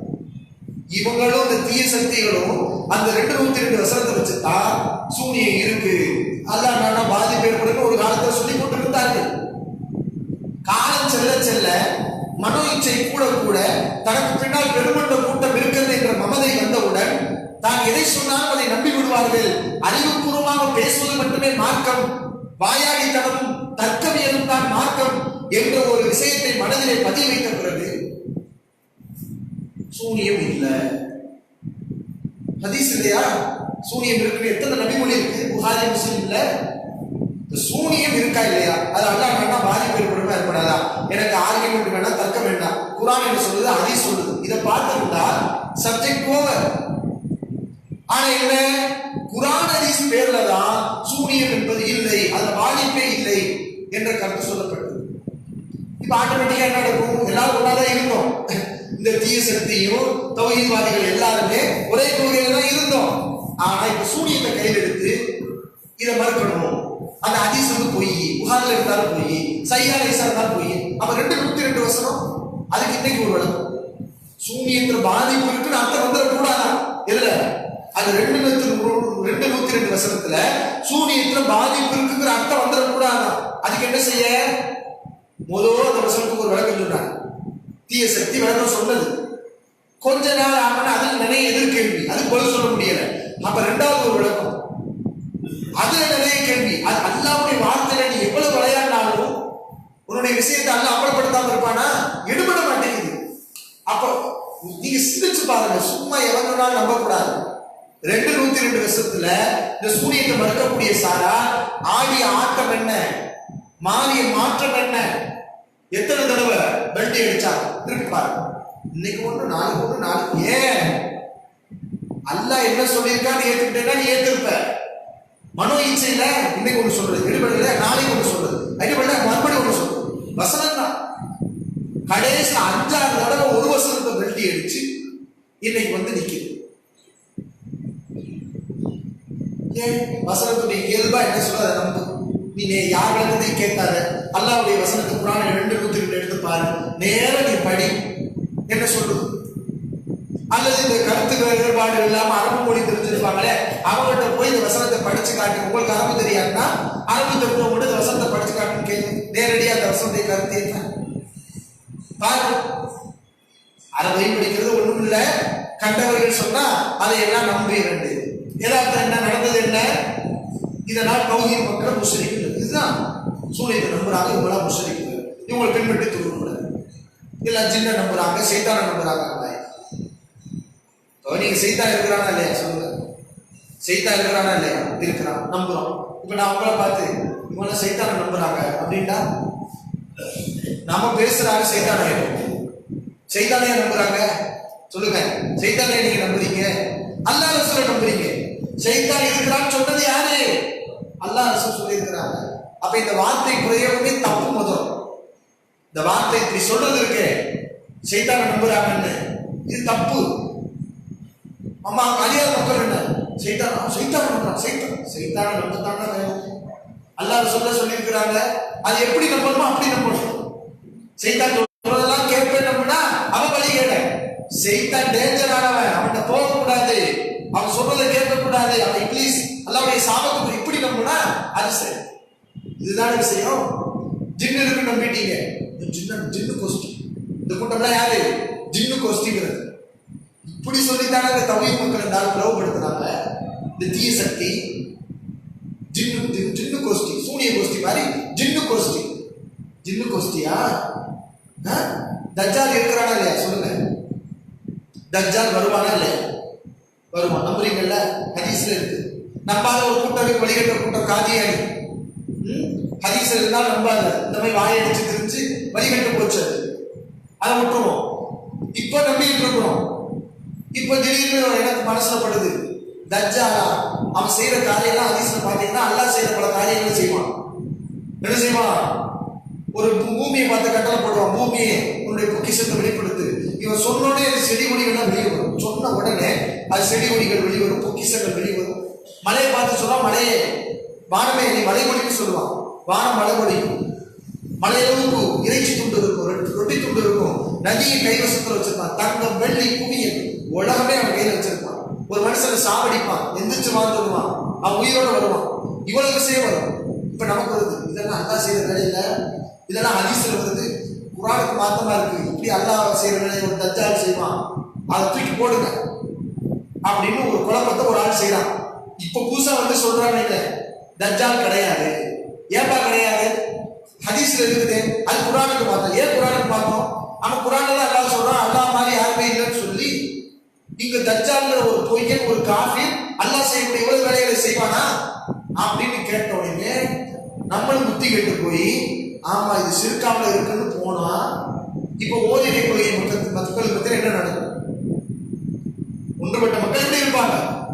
பிளவுபடுவாங்க. அவ்வளவுதான். தஜ்ஜாலடா இந்த இவ்வளவு வாயாடினதுக்கு அப்புறமும் உலகம் இவன் ஹதீஸ்க்கு மாற்றமா பேசுறான் அப்படின்னு சரியா புரியக்கூடிய மக்கள் இருப்பாங்க. இன்னொரு சாரா கரெக்டா தானே சொல்றாரு, சிறுக்கா தானே இருக்கு, தஜ்ஜாலுக்கு எப்படி அந்த ஆற்றல் இருக்கும் அப்படின்னு சொல்லி சூனியத்தில் கடை புரண்ட மாதிரி தஜ்ஜால புரண்டா. இப்ப தஜ்ஜாலை நம்பக்கூடிய மக்களை பார்த்து என்ன செய்வாங்க, இவங்களாம் தஜ்ஜால் கோஷ்டி. நம்ம சொல்றாங்க இன்னைக்கு சூனிய கோஷ்டி நம்மளை பார்த்து சொல்றாங்களா இல்லையா? அதனால நம்மளை பார்த்து என்ன சொல்லுவாங்க, இவங்களாம் தஜ்ஜாலை நம்புறாங்க. நம்ம தஜ்ஜாலை யார் நம்புறோம்? யாரை நம்புறோம் சொல்லுங்க? யாரை நம்புறோம்? அல்லாஹ்வை நம்புறோம், அல்லாஹ்வுடைய ரசூலை நம்புறோம்.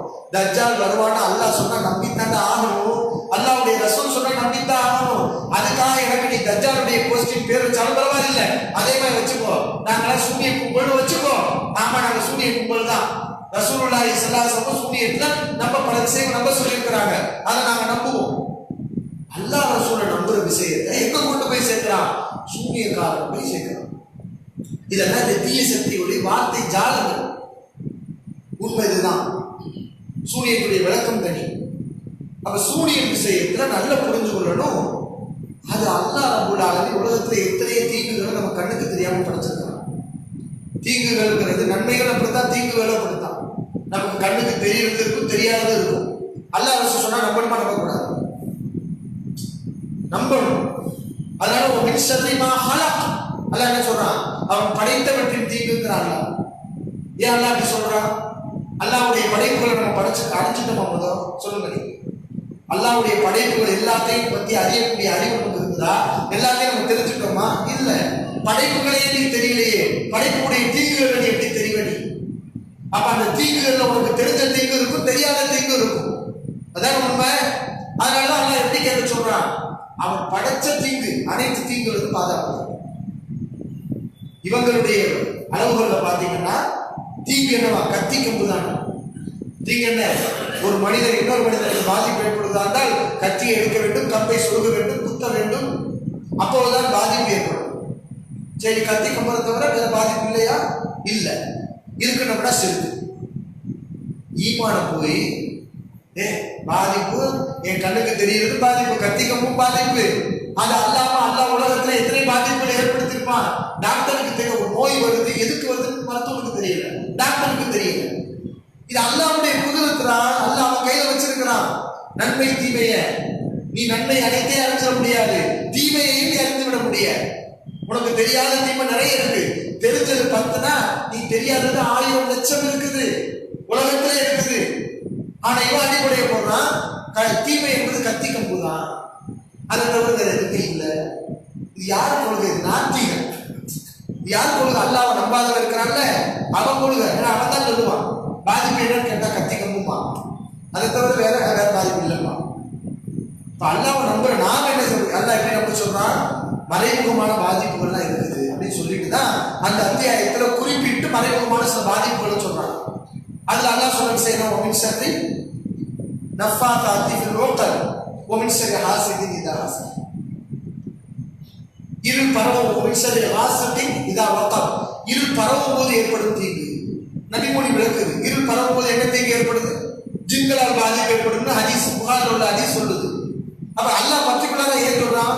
கத்தி கம்பல் எல்லாருக்கும் தெரிஞ்சது, அதுல இருந்து பாதிப்படை பாதுகாப்படைவதற்கு ஒரு மனிதன் முயற்சி செஞ்சுக்கிடுவான். ஆனா மனிதனுக்கு தெரியாத சில மறைமுகமான பாதிப்பு இருக்கு. நபிமொழி அதை விளக்குது. ஹதீஸ் எங்கேயுமே குரானுக்கு மாத்தமா இருக்கார். குரானுடைய மூடலை நபிமொழி தெளிவுபடுது. இருள் பரவும் போது ஏற்படும் தீங்குன்னு அல்லாஹ் சொல்றான். புகாரில் உள்ள ஹதீஸ் சொல்லுது, இருள் பரவும் போது ஜின்களால் மறைமுகமான சில சக்திகளால் நம் மனிதர்களுக்கு பாதிப்பு இருக்குது அப்படின்னு ஹதீஸ் சொல்லுது. நம்பிட்டு போ. ஏன் மறுக்கிற ஹதீஸ? நீ நாத்திகனா, நீ வீரமணியா? அப்படின்னா நீ சொல்லு, இஸ்லாத்தை விட்டு ஒரே தெரியா போயிரு. நானும் தொப்பி போட்டிருக்கிறேன், நானும் தௌஹீத பேசுவேன், குர்ஆனை சொல்றது. அப்புறம் என்ன, இந்த வசனத்துக்கு விளக்கமா இருக்கக்கூடிய ஹதீஸ இருள் பரவும் போதெல்லாம் தீங்கு ஏற்பட. இன்னைக்கு பாருங்க, லைட் எல்லாம் இருக்கு. நைட்டு மகரிப் ஆயிடுச்சுன்னா லைட்டா இருக்கு, வெளிச்சமா இருக்கு. என்ன தீங்கு பரவுது? என்ன அவன் கண்ணை வச்சு பார்க்கலாம், எனக்கு தெரியுதா? அதுதான் தீங்கு. உங்க கண்ணுக்கு தீங்கு இல்லை. நீ ஈமான் பண்றா? நீ அல்லாஹ்வுடைய ரசூல் எவ்வளவு நீங்க பாருங்க. இவங்க மறுத்த நபிமொழிகள் எல்லாம் அல்லாஹ் காலம் செல்ல செல்ல உண்மைப்படுத்திக்கிட்டே இருக்கான். உண்மை தானே? கருஞ்சீரகத்தை பத்தி அதுல மரணத்தை தவிர எல்லாத்துக்கும் நோய் இருக்குன்னா அது என்ன நோய் இருக்கு? எல்லா நோய்க்கு இன்னைக்கு டாக்டர்கள் இருக்கிறோம், அடுக்கடுக்கா ஒவ்வொரு டாக்டரா வாங்கி இருக்கிறான். கருஞ்சீரகத்துல எல்லா நோய்க்கும் மருந்து இருக்கு. மொத்த நோயை கண்ட்ரோல் பண்ணக்கூடிய சக்தி கருஞ்சீரகத்துக்கு இருக்குது. அது ஒருத்தவங்களுடைய உடம்புக்கு செட் ஆகாம போகும். அதனால இந்த கருஞ்சீரகத்திலே போடாது, அவன் பாடியில உள்ள போடாது. எத்தனை மருந்து, நல்ல மருந்து சில பேருக்கு செட் ஆகாது. அதுக்கு என்ன காரணம்? மருந்துல போடாதா, அவன் உடம்புல போடாது. இப்படி எத்தனை விஷயங்கள் இருக்குது. இன்னைக்கு இஸ்லாத்தை ஏற்றுக்கொள்ளாத காஃபிர்கள் சொல்றாங்க கருஞ்சீரகம் கேன்சர் கூட கட்டுப்படுத்துது. இப்ப இவன் சொன்னா உனக்கு ஹதீஸ், இப்படி நம்புவேன். ஒட்டக சிறுநீர் ஹதீஸ பெண்டிங் வச்சிருந்தாங்க இந்த தீய சக்திகள். ஒட்டக சிறுநீர் ஹதீஸ உதாரணத்துல ரசூல் ஸல்லல்லாஹு அலைஹி வஸல்லம் ஒரு சாரார் வந்து எங்கள் உடம்புல சொலியா இருக்கு அப்படின்னு முறையிட்டாங்க. நபி ஸல்லல்லாஹு அலைஹி வஸல்லம் உங்களுக்கு மருத்துவம் சொன்னாங்க, நீங்க ஒட்டக பாலை, ஒட்டகை சிறுநீரை குடிங்க, ஒட்டகத்துடைய மூத்திரத்தை குடிங்க அப்படின்னாங்க. இந்த தீய சக்தி இதை பெண்டிங்ல வைக்க சொல்லுச்சு. இதை ஒட்டக சிறுநீர் நஜீஸ்ல, அது நஜீஸ்ல அதை எப்படி குடிக்கிறது? இன்னைக்கு அது சயின்ஸ் ப்ரூஃப் ஆகிடுச்சு. அதுல மருந்து இருக்கு. அனுபவ ரீதியிலே அரபுகள் அன்றலாக நீ போய் குடிச்சுட்டு சொல்லணும். நீ அறிவாளி உள்ளவனா இருந்தா, ரோசம் உள்ளவனா இருந்தா நீ என்ன பண்ணிருக்கணும்? ஒட்டக சிறுநீரை குடிச்சுட்டு எனக்கு வயிற்றுக்கு சேரல, அது குடிச்சனால எனக்கு சொல்லி வந்துருச்சு நீ சொல்லியிருந்தா நீ மான உள்ளவன், நீ ஈமான் உள்ளவன் சொல்லணும். சிறுநீர் ஒட்டகத்தை பார்க்காத கோஷ்டி, ஒட்டகத்தை பார்க்காத ஆளு. ஆனா என்ன, ஒட்டக சிறுநீர் வந்து பெண்டிங் வைக்கணுமா? இன்னைக்கு ஆய்வு பண்ணி அதுல அவ்வளவு மருந்து இருக்குது கண்டுபிடிச்சு. இந்த ரசூலுல்லாஹ் ஹதீஸ் என்னென்ன வாயடிச்சாங்க. அப்ப இப்படித்தான் வாயடிச்சிருக்குது இந்த சூனிய விஷயத்துல. நபிமொழிக்கு எதிராக ஒரு மனுஷன் தர்க்கம் பண்ணிட்டா ஆதாரமாயிருமா? நபிமொழி மேல உள்ள ஈமான் இழந்துருவீங்களா? இப்படி இழக்க வச்சுதானே இந்த இத்தனை கூட்டமா பிரிச்சிருக்கு தீய சக்தி. ஈமான் உள்ளவர்களை, தௌஹீத்வாதிகளை. அப்ப நம்ம யோசிச்சு பார்க்கணும். இந்த சூனியம் என்பது அதனுடைய டாபிக்கே தனி. பொறாமை கொள்ளக்கூடியவன் பொறாமை கொள்ளும் போது ஏற்படும் தீங்கு குர்ஆன்ல அல்லாஹ் சொல்றான். அது என்ன தீங்கு? முஸ்லிம்ல வரக்கூடிய நபி ஸல்லல்லாஹு அலைஹி வஸல்லம் ஹதீஸ் விளக்குது. அது கண்ணே என்ற தீங்கு. ஆமா, கண்ணையால் பாதிப்பு இருக்கு நபி சொல்றாங்க. சாட்சிகள் கூட கன்ஃபார்ம் ஆயிருக்கு. சாட்சிகள் வரும்போது இப்படி எல்லாம் மனுஷன் பேசுறான். எத்தனை சாட்சி கண்ணையில இருக்குங்கிறதுக்கு ஏராளமான சாட்சி, 1-2 சாட்சிகள் கிடையாது. இப்ப இவ்வளவு உறுதியான நபிமொழி, 10க்கு மேற்பட்ட சஹாபாக்கள் சாட்சி சொன்ன ஹதீஸ்களை குர்ஆனுக்கு பொய். நடைமுறையில் ஐஸ்வர்யாராய் அவளுக்கு என்ன நோயை வச்சு நோக்காட வச்சா அவள் நல்லா தான் இருக்கிறா, எத்தனை பேர் அவளை பார்க்கறான்? இதுதான் ஆதாரம். இப்படி பேசிதான் நம்ம ஈமானை பறிச்சா நம்ம யோசிக்க வேண்டாமா? எத்தனை சாட்சிகள், நம்பகமான சாட்சிகள், ஆதாரங்கள், ஆத்தன்டிக்கான சாட்சிகள் வச்சுதான் மார்க்கமே இருக்குது. ஒரு மனுஷன் பொய்யன் பேரால மார்க்கத்தெல்லாம் வளரப்பட மாட்டான், அம்பலப்படுத்திடுவான்ல. நிதர்சனமான உண்மையை நம்ம பார்க்கிறோம். மார்க்கத்தில் ஒரு மனிதன் விளையாடினால் அவன் பொய்யனாக இருந்தால் அவன் பொய்யன் என்பதை அல்லாஹ் அம்பலப்படுத்தாம விட மாட்டான். ஏன்னா அல்லாஹ் அம்பலப்படுத்தாட்டினா மார்க்கம் அழிஞ்சிடும், மார்க்கம் கலங்கப்பட்டு. அதுக்கு என்ன செய்வான் அல்லாஹ்? இவன் பொய்யன் என்பதை அல்லாஹ் அம்பலப்படுத்த. கண்ணீர் பொய் என்று சொன்னால் அத்தனை சஹாபாக்களும் பொய்யர்களா? அத்தனை தாபீங்களும் பொய்யர்களா? சரி, ஒரு மனுஷன் எங்கேயாவது பொய்யை நுழைஞ்சிருக்கான்னு பார்த்தா ஒட்டுமொத்த கூட்டமும் பொய்யர்களா? ஹதீஸ்களின் வேதைகள் எல்லாம் அந்த டீமே பொய்யர்கள் அர்த்தம்ல வருது கண்ணேர்ல. ஏன்னா அந்த கண்ணேர் இருக்குன்னு ஆரம்பிச்சது ஒரு ஆள் இல்லையே, ஒட்டுமொத்த சமூகமும் சேர்ந்து சாட்சி சொல்லியிருக்கு. இதெல்லாம் எங்க பார்க்கணும்? கண்ணேரி இருந்தாலும் எவனாவது ஒரு வாய் அடிச்சு விட்டா கண்ணேரி இல்லை, அவ்வளவுதான். கண்ணேரி இருக்குன்னு சொன்னவங்க எத்தனை பேர்? சாட்சி என்ன? குரான் எங்கேயாவது கண்ணேரி இல்லைன்னு இருக்கா? வில்சனை ஹாசிதா ஹசனது குரானுடைய சொல்லுக்கு ரசூலுல்லாஹி ஸல்லல்லாஹு அலைஹி வஸல்லம் விளக்கம் சொல்லி இருக்கிறாங்க. அது கண்ணேரி சொல்லி தெளிவா ஹதீஸ் இருக்கு. இவ்வளவு எப்படிங்க நீங்க நம்புறீங்க? அப்ப இப்படி நம்புனீங்கன்னா இப்படித்தான் பண்ணுவீங்க. என்ன பண்ணுவீங்க? தௌஹீத் மக்களை நீங்க பிளவுபடுத்துவீங்க, தௌஹீதால ஒன்றுபட மாட்டீங்க. அப்ப அல்லாஹ் சொல்ற மாதிரி வேதக்காரர்கள் மாதிரி தெரிய வேண்டியதுதான். வேதக்காரர்கள் ஆதாரங்கள் வந்த பிறகு பல கூட்டங்களாக பிரிஞ்சாங்களே, அப்படி பிரிஞ்சு அடைய வேண்டியதுதான். கரெக்டா அல்லாட்ட போய் நம்ம நரகத்துல போய் விழுந்து சாக வேண்டியதுதான். அல்லாஹ் நம்ம பாதுகாப்பு. அப்படிப்பட்ட நிலைக்கு நம்ம போகக்கூடாது. பாருங்க, நீ புகாரி முஸ்லீம் தானே, எல்லாம் நீங்க தமிழ்ல வந்திருக்குல்ல. கண்ணேரா புகார்ல கண்ணேரை பத்தி எத்தனை சஹாபி சாட்சி சொல்லியிருக்காரு, முஸ்லீம்ல எத்தனை சஹாபி சாட்சி சொல்லியிருக்காரு, தாபீன்கள்ல எத்தனை பேரு சாட்சிகள் வச்சு தானே பார்த்தோம். நீங்க சொல்லப்படுது விபச்சாரத்துக்கு 4 சாட்சிகள் சாத்தியம் இல்லை, ஏன்னா 4 பேர் சாட்சி சொல்ல முடியாது அப்படின்னு சொல்லப்படுதா இல்லையா? ஏன்னா சாட்சிகள் பொய்யான ஒரு விஷயத்துல சாட்சிகள் வர முடியாது. பொய்யான ஒரு விஷயத்துல சாட்சிகள் ஒன்று சேர்ந்து வர முடியாது. சாட்சிகள் எங்கேயாவது அல்லா காட்டி கொடுத்துருவான். அப்ப மார்க்கத்தில் அல்ல அப்படியே வச்சிருக்காங்க, யாரும் எவ்வளவு எங்கேயும் சொல்றது. அப்ப இது மாதிரியான உதவுறது ஹதீஸ் மறுப்பு கொள்கை உடனடிக்கு தௌஹீதால நீங்க ஒன்றுபடணுமா, நீங்க ஹதீஸ் மறுப்பு கொள்கை உதவுடுது. நீங்க இன்னைக்கு நீங்க சொல்றீங்க நாம குரானுக்கு மாத்திரம் தான் ஹதீஸ் மறுக்கிறோம். சரி பாருங்க, இந்த ஜமாத்தோ எத்தனையோ ஜே இருக்குல்ல, எத்தனையோ இருக்கட்டும். இன்னைக்கு நாங்க குரானை மாத்தா ஹதீஸ் மறுப்போம். நீங்க இருக்கிறீங்களே, உங்க ஒரு 10,000 பேர் இருக்கிறீங்க, உங்களே ஒரு சாதாரண செய்வான் திடீர்னு நீங்க மறுக்கிற ஹதீஸை தப்புன்னு சொல்லுவான். நீ மறுக்கிறது தப்புன்னு அவன் சொல்லுவான். அவன் மறுக்கக்கூடிய ஹதீஸை நீங்க சரிப்பீங்க. இப்படி வருமே. உனக்கு முரணா தெரியுது, அவனுக்கு முரணா தெரியாது, அவனுக்கு முரணா தெரியுது, உனக்கு முரணா தெரியாது. அப்ப 2, அப்புறம் அங்கிட்டு 4, இப்படியே போய்கிட்டே இருப்பீங்களா? ஹதீஸ்ல இருக்க ஏத்துக்கிறோம்னா முடிஞ்சிருச்சு, பிளவுக்கு வேலை இல்லை. அப்ப இது முதலாவது முட்டுக்கட்டை என்பதை நம்ம புரியும். இரண்டாவது முட்டுக்கட்டை விரிவான விளக்கம் இருந்தாலும் இவ்வளவு போதும் உங்களுக்கு சொன்ன விஷயம். நீங்க தீர ஆராய்வதற்கு மறு ஆய்வு செய்வதற்கு நான் சொல்றேன். பல சகோதரர்கள் இன்றைக்கு அல்லாஹ்வுடைய கிருபையால் மாற்றத்தை ஏற்படுத்தியிருக்காங்க. ஹதீஸ் மறுப்பு கொள்கை இருந்த சகோதரர்கள், ஏன்னா இதை வச்சுதான் பிளவுபடுத்தப்பட்டது. ஈமானுடைய சொந்தங்களை எல்லாம், ஓரிரை கொள்கைவாதிகளை எல்லாம் பல பேர் யோசிக்கிறாங்க, ஆமா இது எப்படி உண்மையாகும்? ஹதீஸ் மேல சந்தேகம், ஹதீஸ் மேல டவுட்டு, மறு ஆய்வு செய்யறாங்க. அல்லாஹ் அவங்களுக்கு அருள் புரியப்போ அவங்களுடைய கண்ணை அல்லாஹ் திறந்திருக்கிறான், ஹிதாயத் கொடுக்குறவன் அல்லாஹ். யாரெல்லாம் இப்படி யோசிக்கிறாங்களோ அவங்க ஹைரின் பக்கம் வந்து கொண்டு இருக்கிறாங்க. அல்லாஹ் அவங்களுக்கு அருள் புரியும். அனைவரும் துவா செய்யும். இது மாதிரி மற்ற சகோதரர்களுக்கு அல்லாஹ் நேர்வழி கொடுக்கணும்னு சொல்லி. இரண்டாவது முட்டுக்கட்டை நம்ம சஹாபாக்களுக்கு மட்டும் ஜாக்கிரதாங்கள ஜமியத் அஹ்லுல் குர்ஆன் வல் ஹதீஸ், இவங்க மட்டும் இல்ல, சலஃபுகள் என்று சொல்லக்கூடியவர்கள் எல்லாருமே என்ன, அந்த தீய சக்தியை தவிர்த்து யாரெல்லாம் இருந்தாங்களோ அவங்களை எல்லாரையும் தீயவர்களாக காட்டுவதற்காக அவர் எடுத்த ஆயுதம் என்னன்னு கேட்டா, இவங்கெல்லாம் சஹாபாக்கள் பின்பற்றுவாங்க. எப்படி சஹாபாக்களுக்கு வஹி வரும்னு நம்புவாங்க, சஹாபாக்களுக்கு வஹி வரும்னு நம்புவாங்க. மார்க்கத்துடைய 3வது அடிப்படையா சஹாபி ஆக்கிட்டாங்க. அப்படி எவனாவது சொல்றாங்க. மார்க்கத்துடைய 3வது அடிப்படை சஹாபியை பின்பற்றுறது.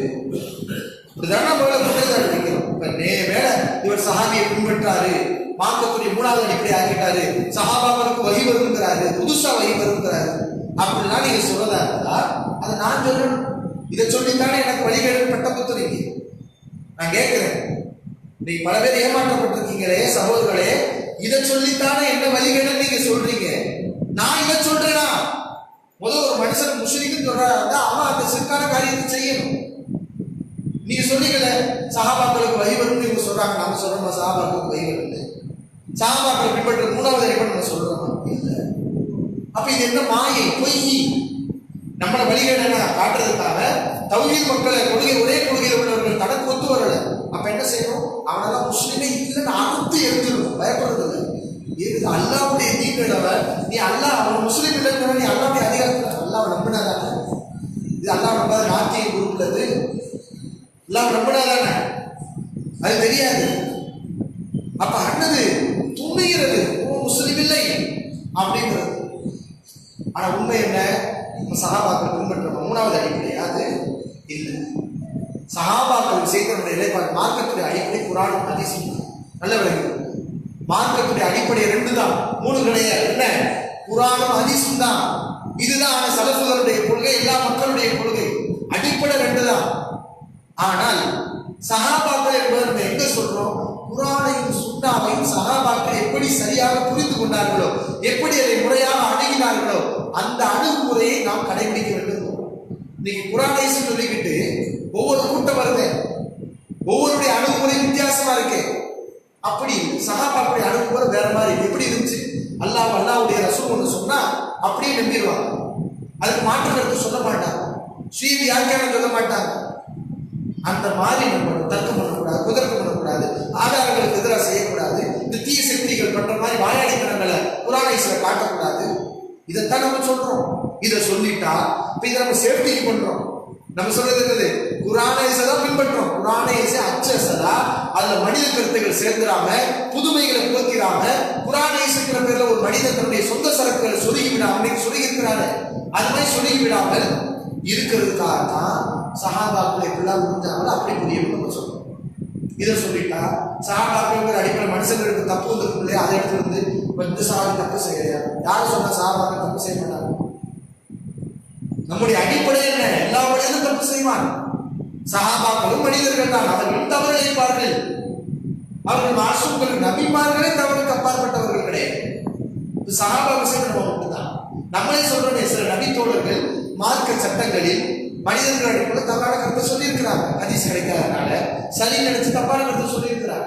எப்படி நமக்கு தப்பு வருதோ, ஒவ்வொரு அறிஞர்களுக்கும் மிஸ்டேக் வருதோ, இதே மாதிரி ஆய்வு செய்த சஹாபாக்களுக்கு வந்திருக்கு.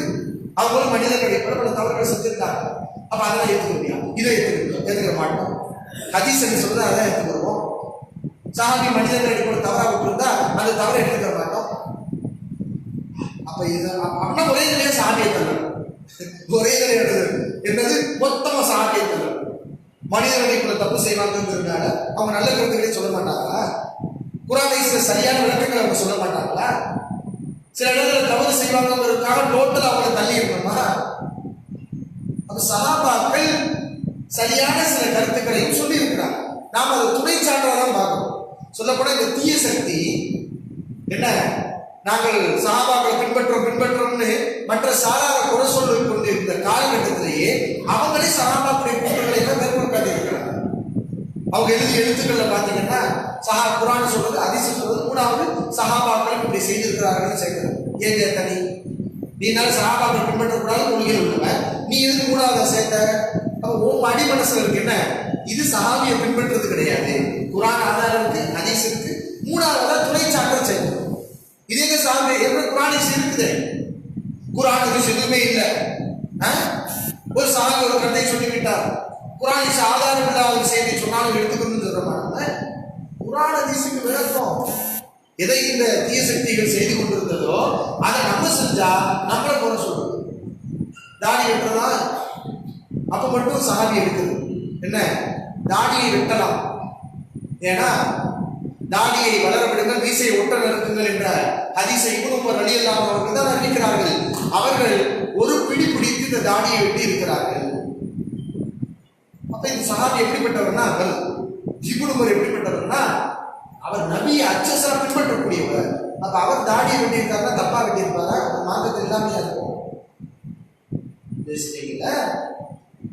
இது மாதிரிதான குர்ஆனை சுன்னாவை வச்சு துணை சான்றா நபி மொழிகளை எடுத்தா அப்ப மட்டும் போய் அவங்க எதை செஞ்சாலும் அதை நம்ம செஞ்சா வழிகேடு. அப்ப நீ செஞ்சா சக்தி. இதுதான் குர்ஆன் சுன்னா இல்லாம எந்த மார்க்கத்தின் பொருளும் எடுக்கிறது கிடையாது.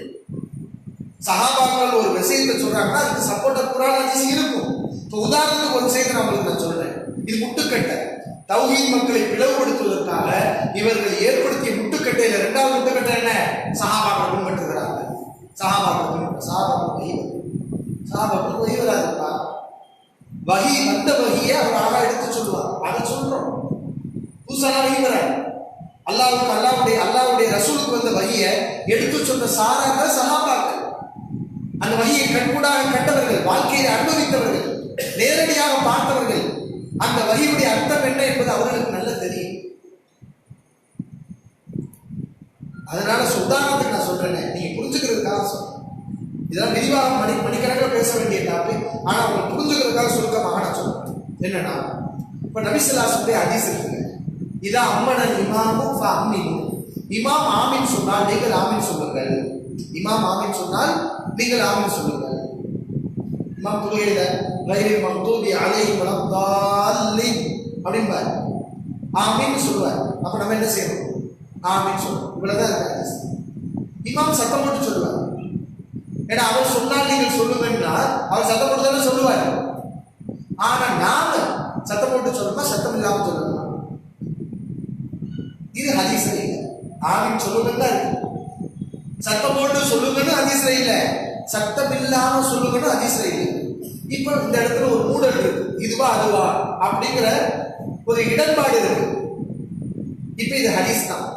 இப்ப இந்த ஹதீஸுக்கு சப்போர்ட்டா சஹாபாவுடைய செயல் எடுக்கும். இதை சஹாபாவுடைய செயல் எடுக்கிறது ஹதீஸை புறக்கணிக்கிறதுக்காக இல்ல, ஹதீஸ்ல இல்லாத சேர்க்கிறதுக்காக இல்ல. ஹதீஸுடைய கருத்து என்ன, ஹதீஸை கச்சிதமாக நம்ம அப்படியே கடைபிடிக்கணும். ஹதீஸை எடுக்கிறோங்கிற பேர்ல புதுசை நம்ம சொல்லிடக்கூடாது, புதுமை நம்ம நுழைச்சிடக்கூடாதுங்கிறதுக்காக இப்ப நம்ம சஹாபாவுடைய நடைமுறை எடுக்கணும். ஒரு ஹதீஸ் வருது, ஒரு பள்ளியில் சஹாபாக்கள் எல்லாரும் தொழுதாங்க.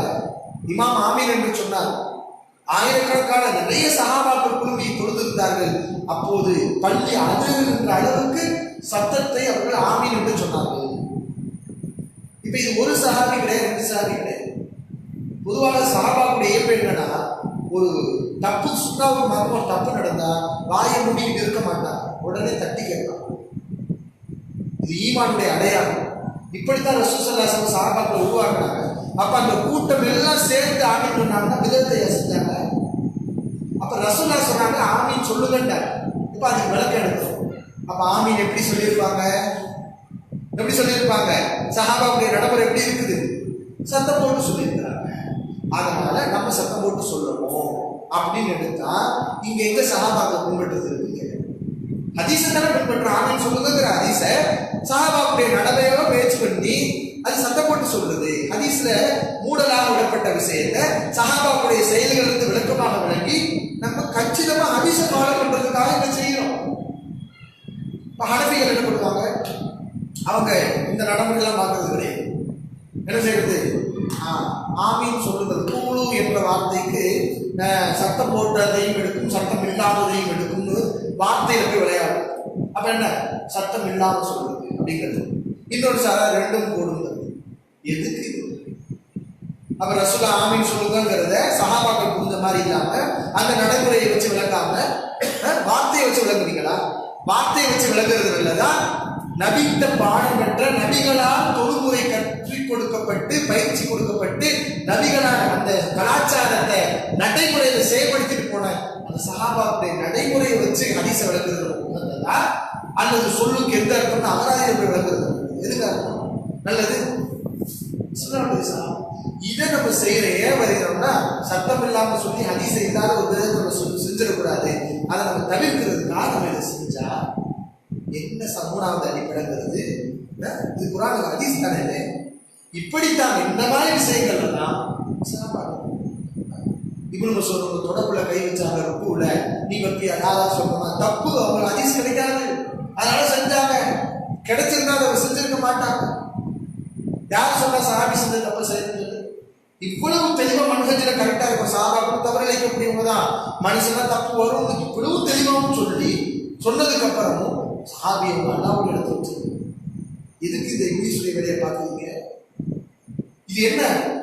தனக்கு ஒத்து வராதவங்க நீ எனக்கு கீழே வரணும் வரலையா, நான் உன்னை வழிகளை நான் காட்டுறேன். அல்லாஹ் உனக்கு மேல இருக்கப்பா. நீ அல்லாஹ்வை மறந்து திமிரோட நடக்காது, ஆணவத்தோட நடக்காது. அந்த ஆணவத்தின் வெளிப்பாடு தான் இந்த பொய்கள், முட்டுக்கட்டைகள். தௌஹீத் மக்கள் எல்லாம் பிளவுபடுத்திடுச்சு, முடிஞ்சு போச்சு. நீ ஒன்று பண்ணுவானா? நம்மளை பார்க்க போல என்னப்பா மூணாவது அடிப்படை பின்பற்றுவான். அல்லாஹ்வுக்கு இணை வைக்கிறான், சஹாபாக்களுக்கு வஹி வருகிறான். அந்த தீய சக்தி சொன்ன போட்ட அந்த விஷயங்கள் இருக்கு, அது பூரா கண்ணுக்கு முன்னாடி வரும். நம்மளை பார்க்கும்போது நம்மளை பார்த்தா எப்படி சலாம் சொல்லுவான், நம்ம கூட எப்படி பழகுவான். அப்போ உறவு முடிஞ்சு போச்சு. பல கூட்டங்கள் புரிக்காக்கள் தான் இப்படி தான் ஏற்படுத்தப்பட்டுச்சு. எவ்வளோ நேரம் சார் டைம் ஆயிடுச்சா? 8 மணிக்கு. அப்ப இது ரெண்டாவது விஷயம். மூணாவது விஷயம், இது ரொம்ப முக்கியமான விஷயம். நான் சொல்றேன், தௌஹீத் மக்கள், அதாவது கொள்கையை ஒன்றுமற்ற மக்கள் பிளவுபட்டு இருக்கிறார்கள். அதற்குரிய காரணங்களை நான் அடிக்கிட்டு இருக்கிறேன். அதுல மூணாவது விஷயம் என்னன்னு கேட்டா, மசாயில் விஷயம்.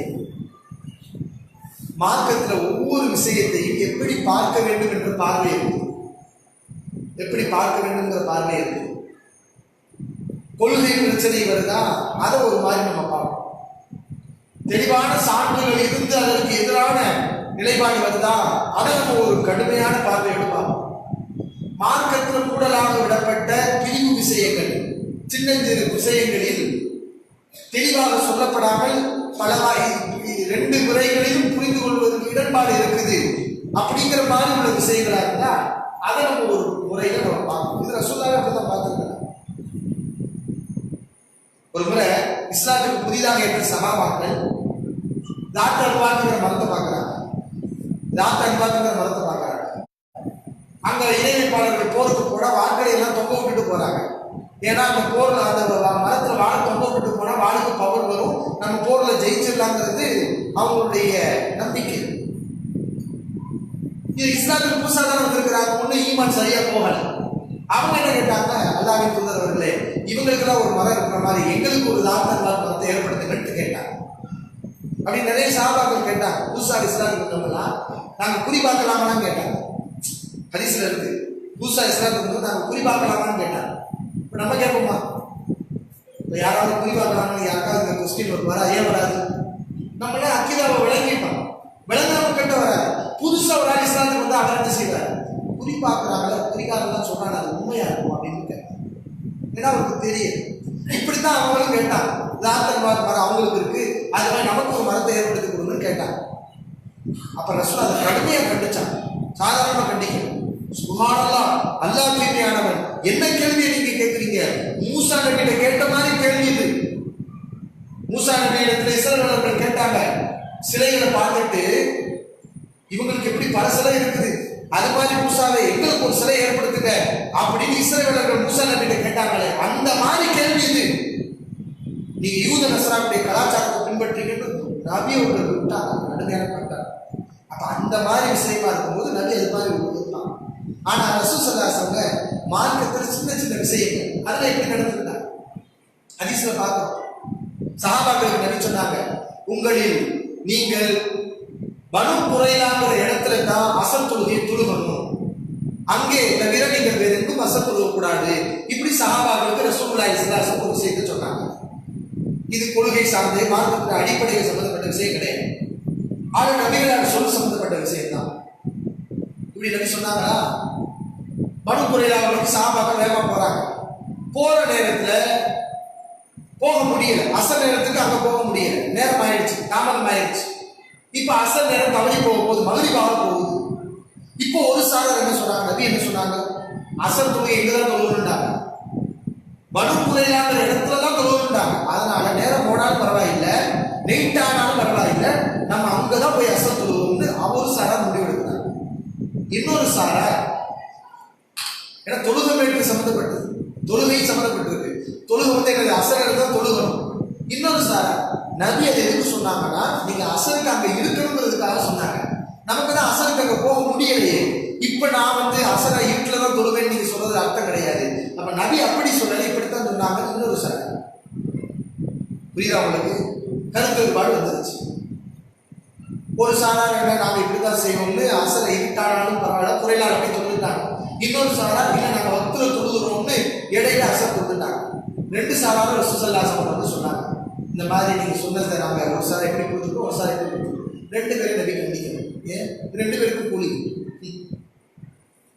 2 பேர்ல யாரும் ஒரு சாரா தான் சரியா வழங்கியிருப்பாங்க, ஒரு ஆட்ட மிஸ்டேக் இருக்கும். ஆனா இந்த மாதிரி விஷயங்கள்ல ரெண்டு சாராதான் எல்லாம் குற்றம் பிடிக்க மாட்டான்.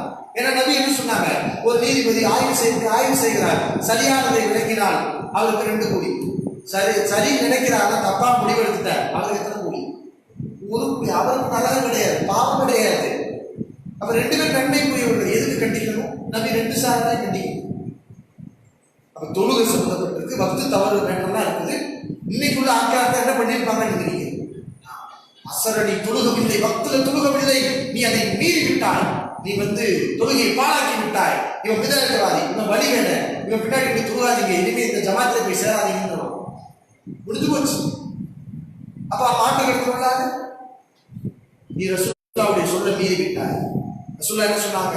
பனு குறைலாதான் தொலை சொன்னாங்க. நீ ரசூலுல்லாஹ்வுடைய சொல்ல 2 பேரும் ஹதீஸை ஃபாலோ பண்ணி தான் நினைக்கிறாங்க. புரியுறது வித்தியாசம். இது மாதிரி அக்கீதாவோட வராது. ஏன்னா ஆதாரங்கள் எங்க தெளிவா இருக்கோ, அக்கீதா விஷயங்கள்லாம் குர்ஆனும் சுன்னாவும் தெளிவுபடுத்தி ஆதாரங்கள் தெளிவா இருக்கு. சில மசாயில் பிரச்சனைகளை அல்லாஹ் சில நன்மைகளுக்காக மூடலாக விட்டிருக்கிறான். ஒமா சகத்தாக்கு அல்லாஹ் எதை பத்தி பேசுறது? அது ரஹ்மத். அது என்னது? ரஹ்மத். அது எது நமக்கு மிக சரியா இருக்குது? அது இந்த விஷயங்கள்லாம் இருக்கு. ஆனா இன்னைக்கு தௌஹீத் மக்கள் என்ன பண்றாங்க தெரியுமா? அவங்க செய்யக்கூடிய பெரிய தப்பு, தௌஹீத் மக்களை பிளவுபடுத்தக்கூடிய ஒரு முக்கியமான வேலை என்ன தெரியுமா? இந்த மசாயில் விஷயங்களை எடுத்துக்கிட்டு இதை பெரிய கொள்கை பிரச்சனையாக்கி, இதனால ஒரே மக்கள், இறைவன் வணங்கக்கூடிய மக்களை வழிகேடன் இருக்கு. குறிப்பா பிறை விஷயம். உதாரணத்துல பிறைங்கிறது என்ன? நீங்க இதுதான் சரி நினைக்கிறீங்க, இன்னொரு சார் அதுதான் சரி நினைக்கிறாங்க. 2 பேரும் குர்ஆனை ஃபாலோ பண்ணி தான் நினைக்கிறாங்க. உள்ளூர் பிறை சரியா, சர்வதேச பிறை சரியா? 2 பேரும் குர்ஆனை தான் ஃபாலோ பண்ணணும்னு நினைக்கிறாங்க. புரிந்து கொள்ளக்கூடிய முறைகள் வித்தியாசம். சரி, சரியா வரணும், 2 கூடி தப்பா போச்சு. இதுக்கு எடுத்துக்கிட்டு நீ சரி உன் பெருநாள் கூடாது, நீ யாரு சொல்றது? நீ இவன் பெருநாள் கூடாதுன்னு அவங்க சொல்றது, நீ வழிகேடன் இது மசாயி, இது அக்கீதாவா? இது இன்னைக்கு இஸ்லாமிய சமூகத்துல வாழையை ஒரு தொட்டு இந்த கருத்தல்பாடு இருந்திருக்கு. ஆனா அவங்க எல்லாம் கொள்கையில மட்டுப்பட்ட மக்கள். இன்னைக்கு மட்டும் இந்த பிறை விஷயங்களை வச்சுட்டு நீங்க எப்படி கொள்கையில வேறு தந்தீங்க? இதை வச்சுக்கிட்டு நீ முஸ்லீம் இல்லங்கிறது நீ வேற கூட்டம், நான் வேற கூட்டம், தௌஹீத்வாதிகளை துண்டாடுறீங்க. இதுக்கு முன்னாடி உள்ளவங்க கருத்தல்பாடு இருந்தாலும் நம்ம கொள்கையை ஒன்றுபட்டவர்கள். லா இலாஹ இல்லல்லாஹ் முஹம்மது ரசூலுல்லாஹ் மார்க்கத்துடைய அடிப்படை பேசி இல்லாத ஒன்றா இதுதான் விஷயம். அப்ப மசாயில நீங்க மசாயிலாம மசாயில் விஷயங்கள்ல, மார்க்கத்துடைய பிரிவு விஷயங்கள்ல கருத்து வேறுபாடு இருந்தால் நம்ம பேசலாம். குர்ஆன் ஹதீஸ்ல எது சரி? குர்ஆன் சுன்னா அடிப்படையில்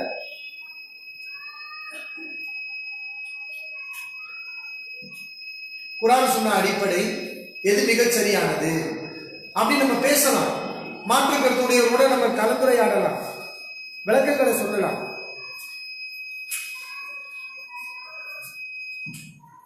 விளக்கங்களை நம்ம சொல்லலாம். கலந்துரையாடல் இருக்கிற தப்பே கிடையாது, சரி தப்புன்னு கூட பேசலாம்.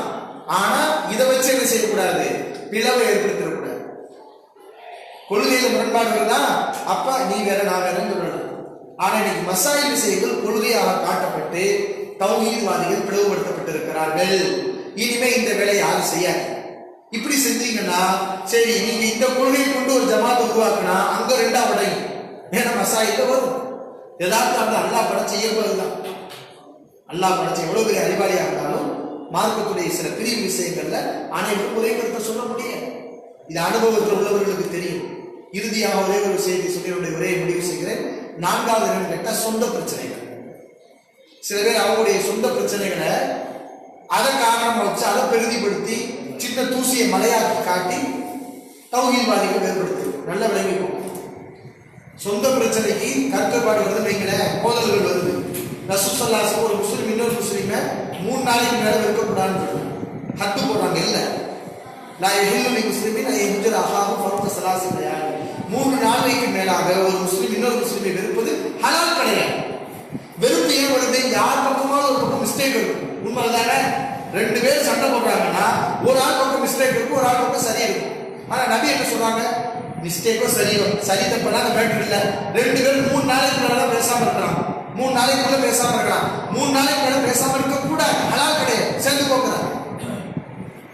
அப்ப என்ன செய்யணும்? நம்ம தனிப்பட்ட விஷயங்கள் இருந்தாலும் அல்லாஹ்வுக்காக, அல்லாஹ் உனக்காக நேசிக்கிறேன், நான் உனக்காக நேசிக்கிறேன், அல்லாஹ் தான் நேசிக்கிறேன். நீ தப்பே செஞ்சுருக்கணுமே போ, ஆனால் நீ அல்லாஹ் நம்பிக்கிற அல்லாஹ்வுடைய முகத்துக்காக நான் நேசிக்கிறேன், உனக்கு சலாம் தரும், சேர்த்துக்கிறேன், சலாம் சொல்லிக்கிறேன், அவ்வளவுதான்.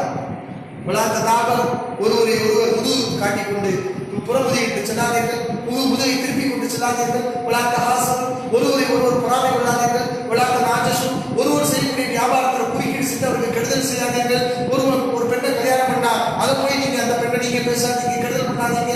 கூணு அல்வாதல்லா இஃப்வானா, அல்லாஹ்வுடைய சகோதரர்களாக அடிமைகளாக நீங்கள், அல்லாஹ்வுடைய அடிமைகளாக சகோதரர்களாக இருங்கள்.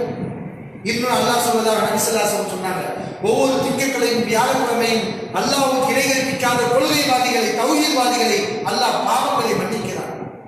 ஆனா இந்த தௌஹீத்வாதிகளாக இருந்தாலும் கொள்கைவாதிகளாக இருந்தாலும் ஒரு சாரார் அல்லாஹ் மன்னிக்க மாட்டான். அவன் லா இலாஹா இல்லல்லாஹ் கொள்கையை ஏற்றுக்கொண்டாலும் சரி, அவன் தௌஹீத்வாதியா இருந்தாலும் 2 பேர் மட்டும் அல்லாஹ் மன்னிக்க மாட்டான். யார் அவர்கள்? இந்த மாதிரி பிடிக்கி கொண்டவர்கள் அற்ப விஷயங்களுக்காக அல்லாஹ் சொல்வான், என்னுடைய இந்த அடியார்கள் 2 பேரும் பாருங்க, இவர்கள் 2 பேரும் ஒன்று சேர்ந்து விட்டால் இவனுடைய பாவத்தை மன்னிங்க.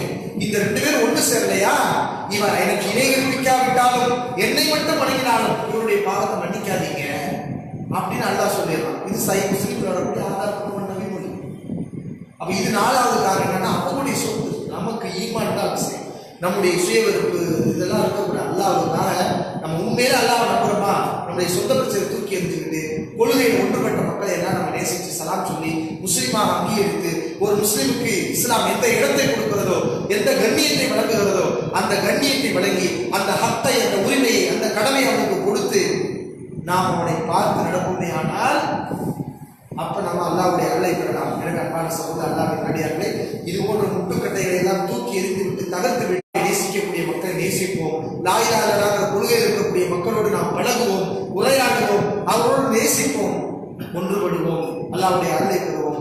வாஹிர் தஅவானா அல்ஹம்துலில்லாஹி ரப்பில் ஆலமீன்.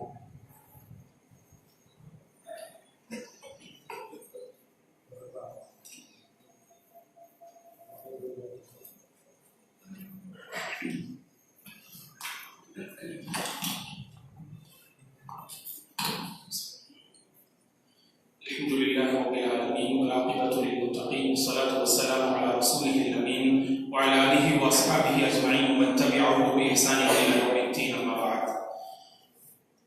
सबसे पहले अल्लाह तबारक व तआला का शुक्र बजा लाते हैं कि उसकी तौफीक और इनायत से आज का हमारा दीनी प्रोग्राम खत्म हुआ चाहता है, फलिल्लाहिल हम्दु वल मिन्ना। और उसके बाद हम शेख मुहतरम हफिज़हुल्लाह शेख अब्बास अली हफिज़हुल्लाह का ममनून और मशकूर हैं कि आपने अपने सफ़र की मशक्क़तों को बर्दाश्त करते हुए यहाँ पर आप तशरीफ़ लाए। आइए कलिमा तौहीद की बुनियाद पर हम जमा हों। तो इस मौजू पर आपने हमें एक बेहतरीन मालूमात दी कि एक अल्लाह पर ईमान लाने वाले हम, कलिमा तौहीद को अपनाने वाले हम, कि हमारे दरमियान जो इख्तिलाफ और इंतिशार नज़र आ रहा है तो इसके क्या असबाब हैं, इसके क्या रीज़न्स हैं। तो इस पर शेख मुहतरम ने तफसीली गुफ्तगू की और सहाबा इकराम के दरमियान जो इख्तिलाफात पाए जाते थे उन इख्तिलाफात की क्या हकीकत है, तो इस हकीकत को भी शेख मुहतरम ने वाज़ेह किया। तो इस दीनी प्रोग्राम के ज़रिए से हम यही मैसेज और पैगाम सारी इंसानियत को देना चाहते हैं कि अल्लाह पर जब हमारा ईमान है तो इख्तिलाफात तो ये क़यामत तक बाकी रहेंगे, तो लेकिन इस इख्तिलाफात को बाला इताफ़ रखकर आपस में मिलजुलने की बहुत ज़रूरत है और मुत्तहिद होने की ज़रूरत है। कलीमे पर, तौहीद पर, नेकी पर, भलाई पर और हक पर हम सबको जमा होने की ज़रूरत है। और हमारे दरमियान एक दूसरे के हक में एहतराम होना चाहिए, मोहब्बतें कायम होनी चाहिए, उल्फतें कायम होनी चाहिए, नफरतों को ख़त्म करने की ज़रूरत है, अदावत को ख़त्म करने की ज़रूरत है, दुश्मनी को ख़त्म करने की ज़रूरत है।